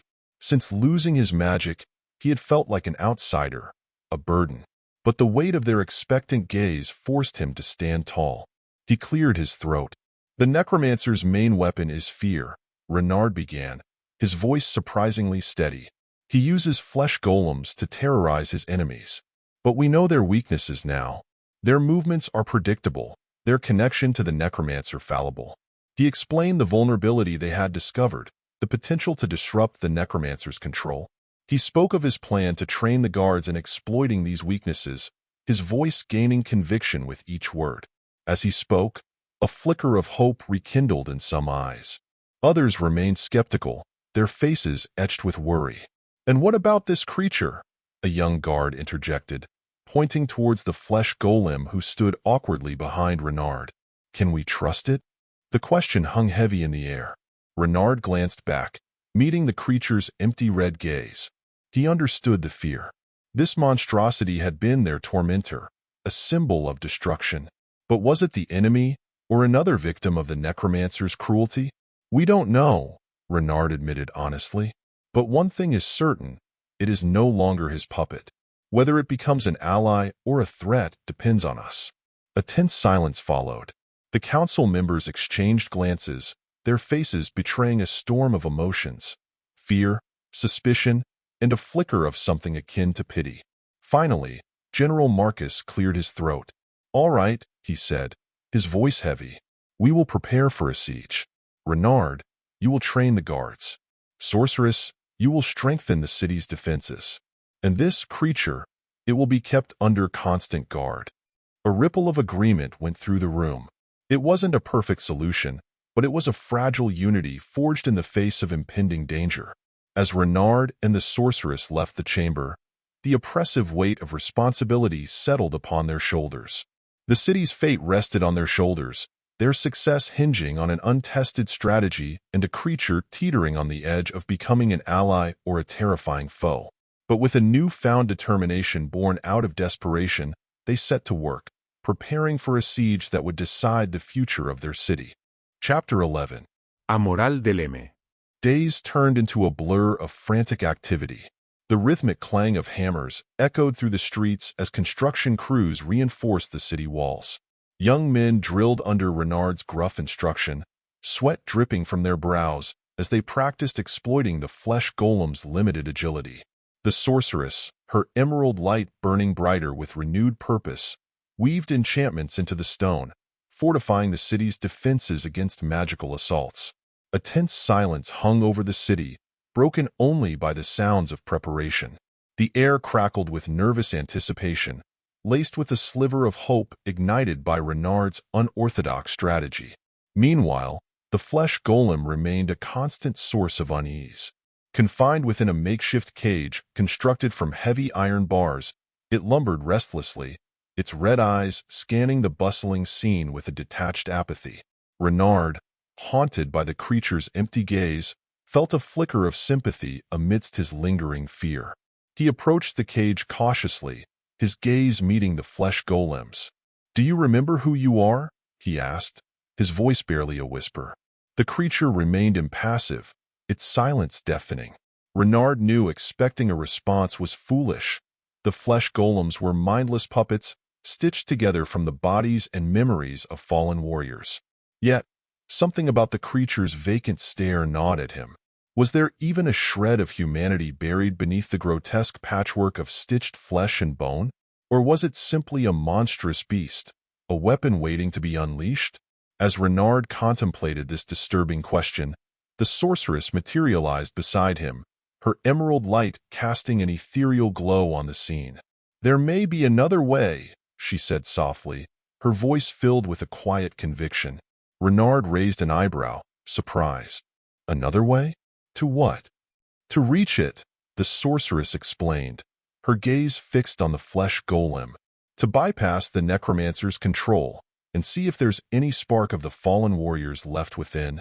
Intrigued and apprehensive, Renard watched as the Sorceress, with practiced movements, traced intricate symbols in the air. A shimmering emerald web enveloped the Flesh Golem, pulsating with a gentle light that seemed to probe its very core.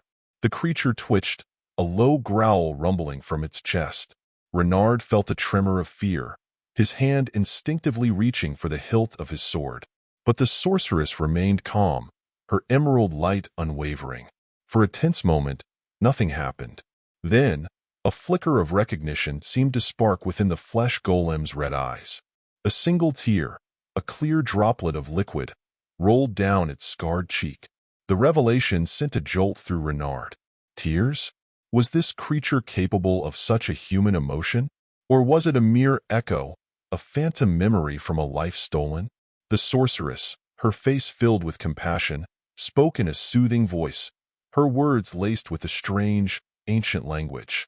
The Flesh Golem responded with a guttural bellow, a sound filled with a mix of pain and yearning. Renard couldn't understand the words, but the raw emotion behind them struck a chord deep within him. This wasn't just a monstrous beast. This was a creature tormented, a prisoner in its own stitched-together body. As the Sorceress continued her communication, a flicker of hope took root within Renard. Here might be the key to their success. Not brute force, but empathy. They could turn the Necromancer's weapon against him, not by destroying it, but by freeing the souls trapped within. But this path was fraught with danger. If they failed, the consequences could be disastrous. The creature, stripped of the Necromancer's control, could lash out in a frenzy of confusion and rage. Renard looked at the Sorceress, her face alight with determination. They were gambling, the fate of the city hinging on a desperate attempt to connect with the tortured soul. He took a deep breath, his mind made up. "Let's try," he said, his voice steady despite the knot of fear in his stomach. "Let's see if we can break the Necromancer's chains, one tormented soul at a time." The days that followed were a whirlwind of hushed whispers and watchful eyes. The city, its defenses bolstered and spirits bolstered by a sliver of hope, settled into an uneasy waiting game. Renard, plagued by doubt and a burgeoning sense of responsibility, found himself drawn to the Flesh Golem's cage with unsettling regularity. The creature, once a terrifying symbol of the Necromancer's cruelty, now seemed almost pathetic in its confinement. Its red eyes, once filled with rage, now held an unsettling emptiness. It moved with a listless apathy, a stark contrast to the feral power it once wielded. One evening, As dusk painted the sky in hues of orange and purple, Renard approached the cage, a knapsack slung over his shoulder. Inside were scraps of leather, remnants of armor stripped from fallen warriors, the very components used to stitch together the flesh golems. The creature, sensing his arrival, stirred, its gaze momentarily snapping towards him with a flicker of recognition. Renard paused, his throat constricting with a strange mixture of fear and empathy. "I don't know who you were before," he finally said, his voice low. "But this," he gestured towards the scraps of leather, "was once part of someone like you. Someone who fought with honor, who had a family, a life."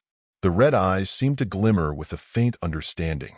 Renard, his heart pounding in his chest, reached into the cage and slowly placed a piece of leather against the creature's stitched flesh. A jolt of electricity crackled through the air as the flesh golem recoiled, a low growl rumbling in its chest. Renard flinched, fear momentarily paralyzing him.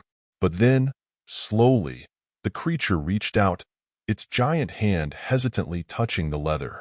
A surge of emotion seemed to flicker within its red eyes: confusion, longing, a flicker of something akin to gratitude.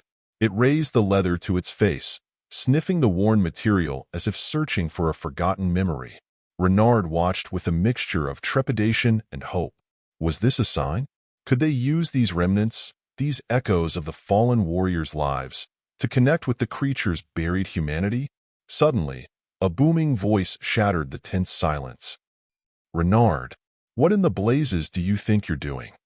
Startled, Renard turned to see General Marcus, his face contorted in a mixture of anger and disbelief. In his hand, he clutched a drawn sword, its tip pointed menacingly at the flesh golem. "It's dangerous," the general growled. "These creatures are mindless beasts. They can't be reasoned with." Renard straightened, a new resolve hardening his voice. "This one isn't mindless anymore, General. The sorceress, she?" He recounted his experience, the sorceress' attempt to connect with the creature, the flicker of recognition in its eyes. General Marcus listened, his jaw clenched tight. When Renard finished, the general's face remained a mask of skepticism. "That's all well and good, Renard," he said finally, his voice gruff. "But trust me, these creatures are nothing but trouble. We'd be better off putting it down now, before it causes any more chaos." Renard stared at the general, then back at the flesh golem. It stood awkwardly in its cage, the leather scrap clutched in its hand, its red eyes locked on Renard. He saw a flicker of fear, a vulnerability that he hadn't noticed before. This wasn't a mindless monster. It was a tormented soul trapped in a brutal shell. It was a gamble, a dangerous gamble, but Renard knew what he had to do. "No," he said, his voice firm. "We're not killing it. We're going to try and help it." The general's eyes narrowed. "Help it? You're losing your mind, Renard." Fine. "Have it your way. But if this creature causes any trouble, I won't hesitate to finish what you started." With that, the general stormed off, his heavy footsteps echoing through the deserted courtyard. Renard watched him go, a wave of worry washing over him. He knew the general's words held truth. If they failed, the consequences could be dire. But staring into the creature's pleading red eyes, he knew there was no turning back. The fate of the city, perhaps even the fate of the creature itself, hinged on their ability to bridge a chasm of fear and mistrust.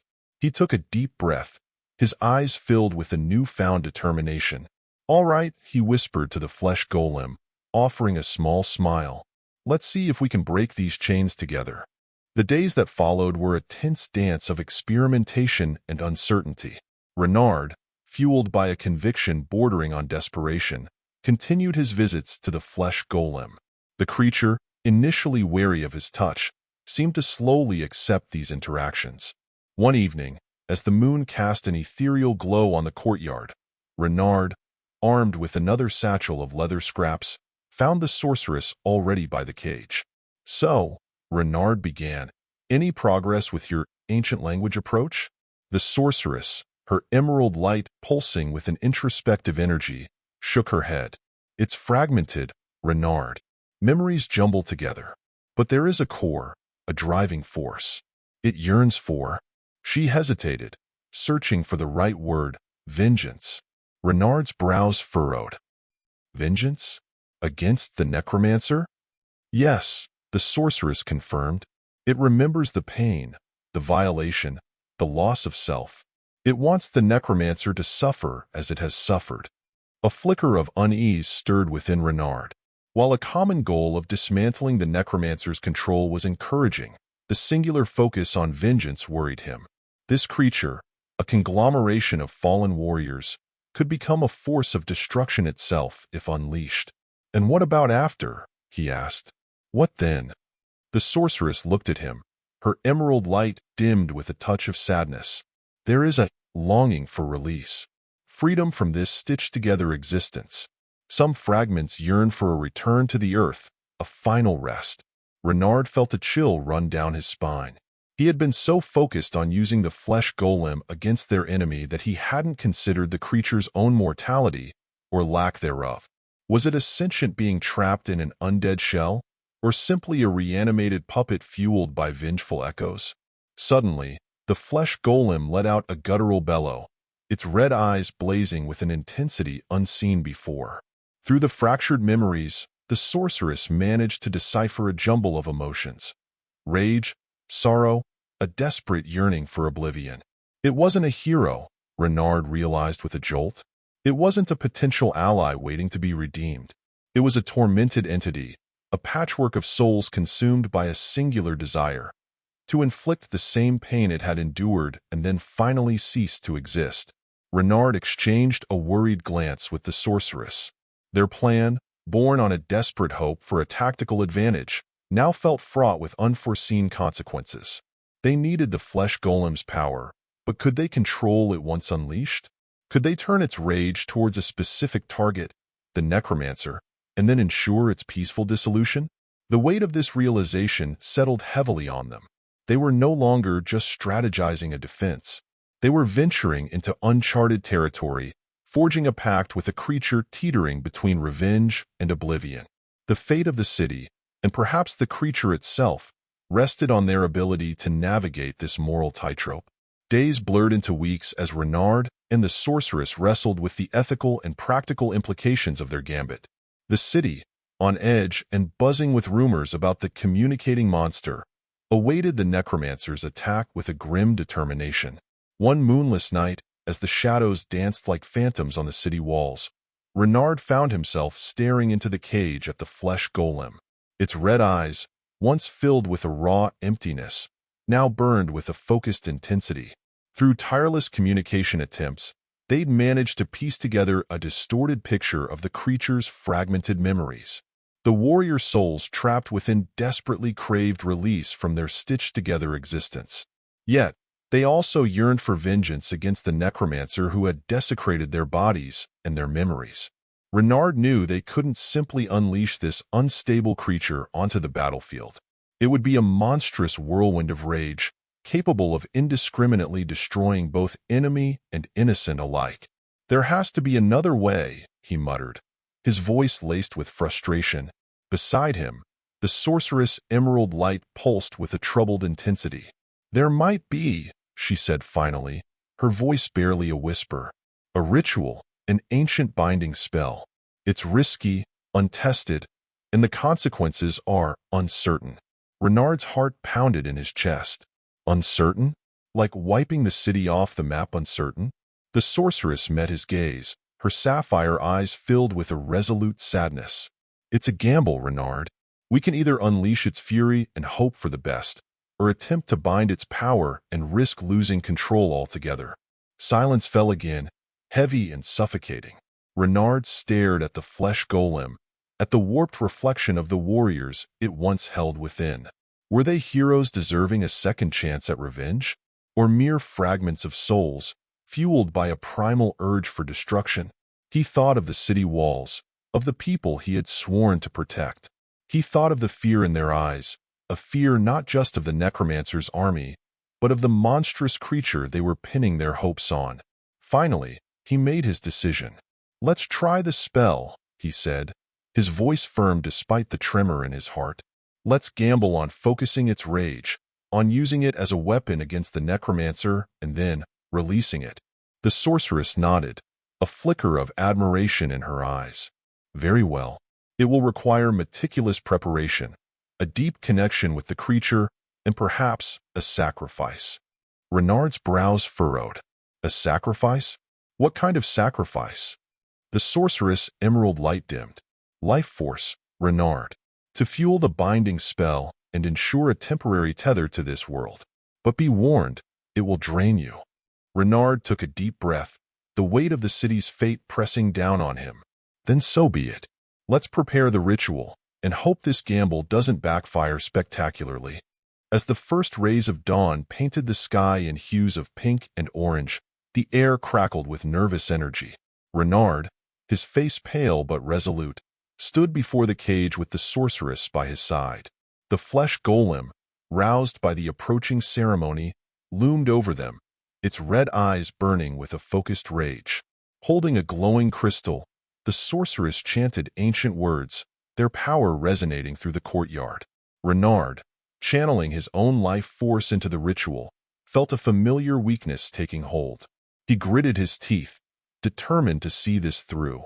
With a final flourish, the sorceress thrust the crystal towards the Flesh Golem. A blinding light enveloped the creature, its roars echoing through the city as it writhed under the spell's power. When the light faded, silence descended. The Flesh Golem stood there, seemingly unchanged, except for a faint, ethereal chain tethering it to the world. The sorceress, her face drawn, turned to Renard. "It's done," she rasped. "The creature is bound. Its rage will be directed at the Necromancer. But remember, Renard, you are its tether. When its task is complete, you must release it."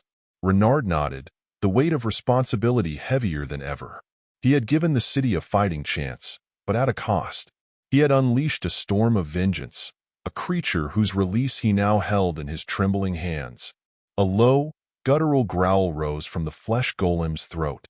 It turned its fiery gaze towards the horizon, an echo of the distant rumble of drums heralding the arrival of the Necromancer's army. The battle was about to begin. Chapter 12. Seeds of Hope. The earth trembled as a dark mass materialized on the horizon. The Necromancer's army, a monstrous tide of stitched-together warriors and hulking siege engines, surged towards the city walls. Fear, a thick and suffocating fog, threatened to engulf the city's defenders. But amidst the chaos, a flicker of hope remained. Renard, drained yet resolute, stood beside General Marcus on the battlements. His connection to the Flesh Golem, a tenuous tether fueled by his life force, created a chilling echo of the creature's thoughts within his mind. He felt its rage, a focused fury directed solely at the approaching enemy. "They're here," General Marcus muttered, gripping the hilt of his sword. "Ready the archers." A hail of arrows rained down on the enemy lines, but they caused little damage. The stitched-together warriors, devoid of pain and fear, marched on relentlessly. The siege engines, monstrous contraptions spewing fire and boulders, began their assault on the city walls. Suddenly, a deafening roar shattered the air. The earth itself seemed to shudder as the Flesh Golem, a monstrous titan of stitched flesh and bone, burst forth from the city gates. Its single-minded purpose pulsed through Renard's mind, the Necromancer. With a speed that belied its size, the Flesh Golem lumbered towards the enemy lines. Its fists, colossal hammers of bone and muscle, slammed into the stitched-together warriors, sending them flying in broken pieces. The trebuchets, their aim disrupted by the sudden chaos, rained fire upon their own ranks. Panic erupted within the Necromancer's army. The stitched-together warriors, programmed to fight against the living, found themselves facing a foe unlike any they had encountered. The monstrous Flesh Golem, a creature born from their own fallen brethren, was an abomination their simple programming couldn't comprehend. The battle raged, a brutal symphony of clashing steel and deafening roars. The city guards, inspired by the Flesh Golem's ferocious display, fought with renewed vigor. Renard, his vision blurring from the strain of maintaining the tether, watched as the tide of the battle began to shift. The Necromancer, furious at the unexpected turn of events, unleashed a torrent of dark magic. The ground trembled, and skeletal warriors clawed their way up from the earth, adding to the chaos. A surge of pain ripped through Renard's mind as the Flesh Golem, overwhelmed by the magical assault, stumbled back. General Marcus, sensing his weakness, looked at him with concern. "Renard, are you all right?" he boomed over the din. Renard gritted his teeth, ignoring the throbbing pain. I have to hold on," he yelled back, channeling his remaining energy into the tether. The Flesh Golem, fueled by his renewed focus, roared in defiance. It ripped through the skeletal warriors with primal fury, its single-minded purpose guiding its every action. With a final, earth-shattering roar, the Flesh Golem broke through the enemy lines, its red eyes locked on a lone figure amidst the chaos, the Necromancer. The tide of the battle seemed to hold its breath as the creature and its creator faced off. The Necromancer, a skeletal figure cloaked in darkness, unleashed a torrent of dark energy. The Flesh Golem, engulfed in the black magic, roared in pain. But it wouldn't be deterred. With a single, earth-shaking blow, the Flesh Golem shattered the Necromancer's defenses. The dark magic sputtered and died, and the Necromancer, stripped of his power, stood vulnerable. The Flesh Golem raised its massive fist, its purpose fulfilled. But before it could deliver the final blow, Renard's voice, heavy with exhaustion, echoed in its mind. "Release it," he whispered. "Your vengeance is complete." The Flesh Golem hesitated, its red eyes flickering with confusion. Then, with a final, mournful groan, it lowered its fist. Black smoke began to rise from its stitched-together body, a sign of the fading magic that held its form together. Renard watched as the Flesh Golem, its monstrous form dissolving into wisps of black smoke, crumbled to the ground. A wave of exhaustion washed over him, his vision fading to black.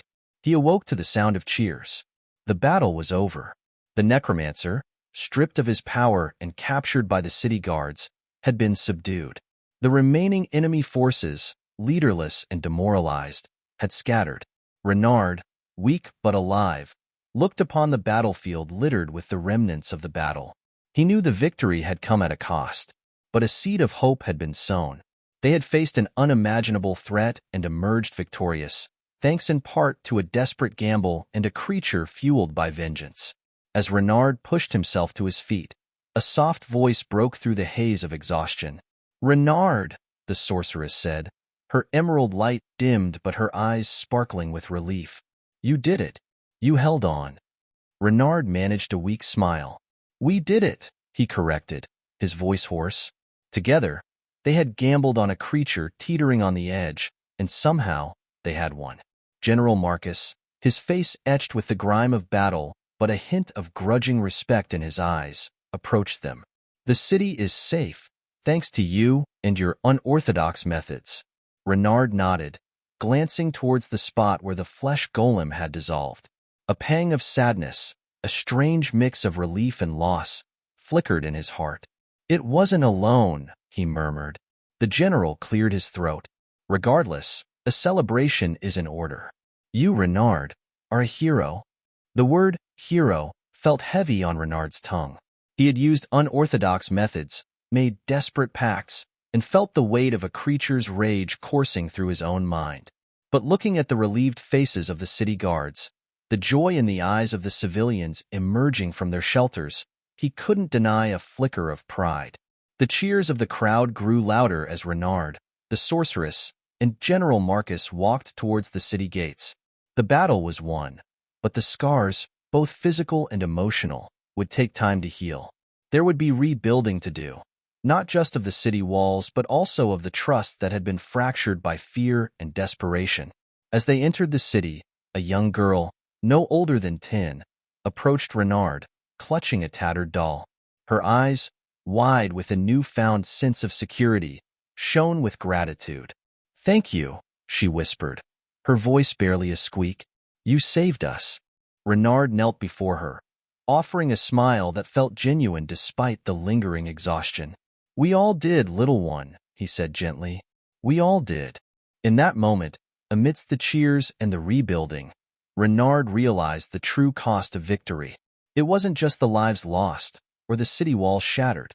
It was the weight of responsibility, the knowledge that sometimes, to save what you love, you have to make pacts with darkness, even if the price is a piece of your own humanity. Epilogue. Echoes of darkness.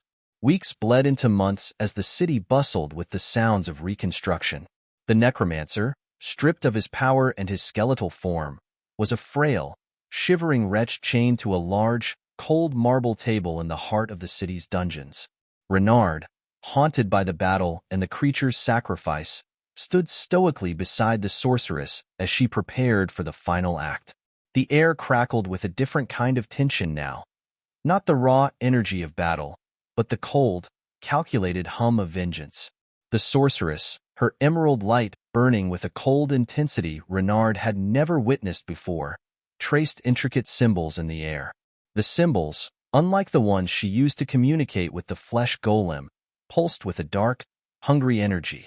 As the symbols flared to life, a low moan escaped the Necromancer's lips. His once proud eyes, now cloudy with fear, darted between the sorceress and Renard. "This is for what you've done," the sorceress said, her voice devoid of its usual warmth. "For the lives you've stolen, the souls you've corrupted." The symbols converged on the Necromancer, binding him further to the cold stone. He screamed, a raw, primal sound that echoed through the damp chamber. But his screams were met with a steely silence from the sorceress. Renard felt a tremor of disquiet course through him. He understood the thirst for vengeance, the need to see justice served, but the coldness in the sorceress' eyes, the relish in her voice as the Necromancer writhed, sent a shiver down his spine. He had seen firsthand the corrupting influence of magic, the insidious way it could twist even the purest intentions. He watched as the symbols, fueled by the sorceress' fury, began to drain the Necromancer's life force, not just his magic, but his very essence. The screams grew weaker, replaced by a series of choked gasps. The Necromancer, his once proud form now a withered husk, looked at Renard with a flicker of something that might have been recognition, regret. A plea, silent but potent, seemed to hang in the air. But Renard, caught between empathy and the knowledge of the atrocities the Necromancer had committed, remained silent. Finally, with a single, rattling breath, the Necromancer went limp. His eyes, devoid of light, stared sightlessly at the ceiling. The symbols on the table faded, leaving behind only a faint scorch mark on the cold marble. The sorceress deactivated the magic, her emerald light dimming with exhaustion. She turned towards Renard, a flicker of something akin to satisfaction in her eyes. "It is done," she said, her voice flat. Renard nodded, the weight of the moment pressing down on him. The city was safe, the threat vanquished. But at what cost? He looked at the lifeless husk of the Necromancer, a chilling premonition creeping into his heart. Magic, he realized, was a double-edged sword. It could be a tool for good, a shield against darkness, but it could also be a seductive poison, corrupting even the most noble intentions. As he stood there, in the cold, echoing chamber, Renard knew their fight wasn't truly over.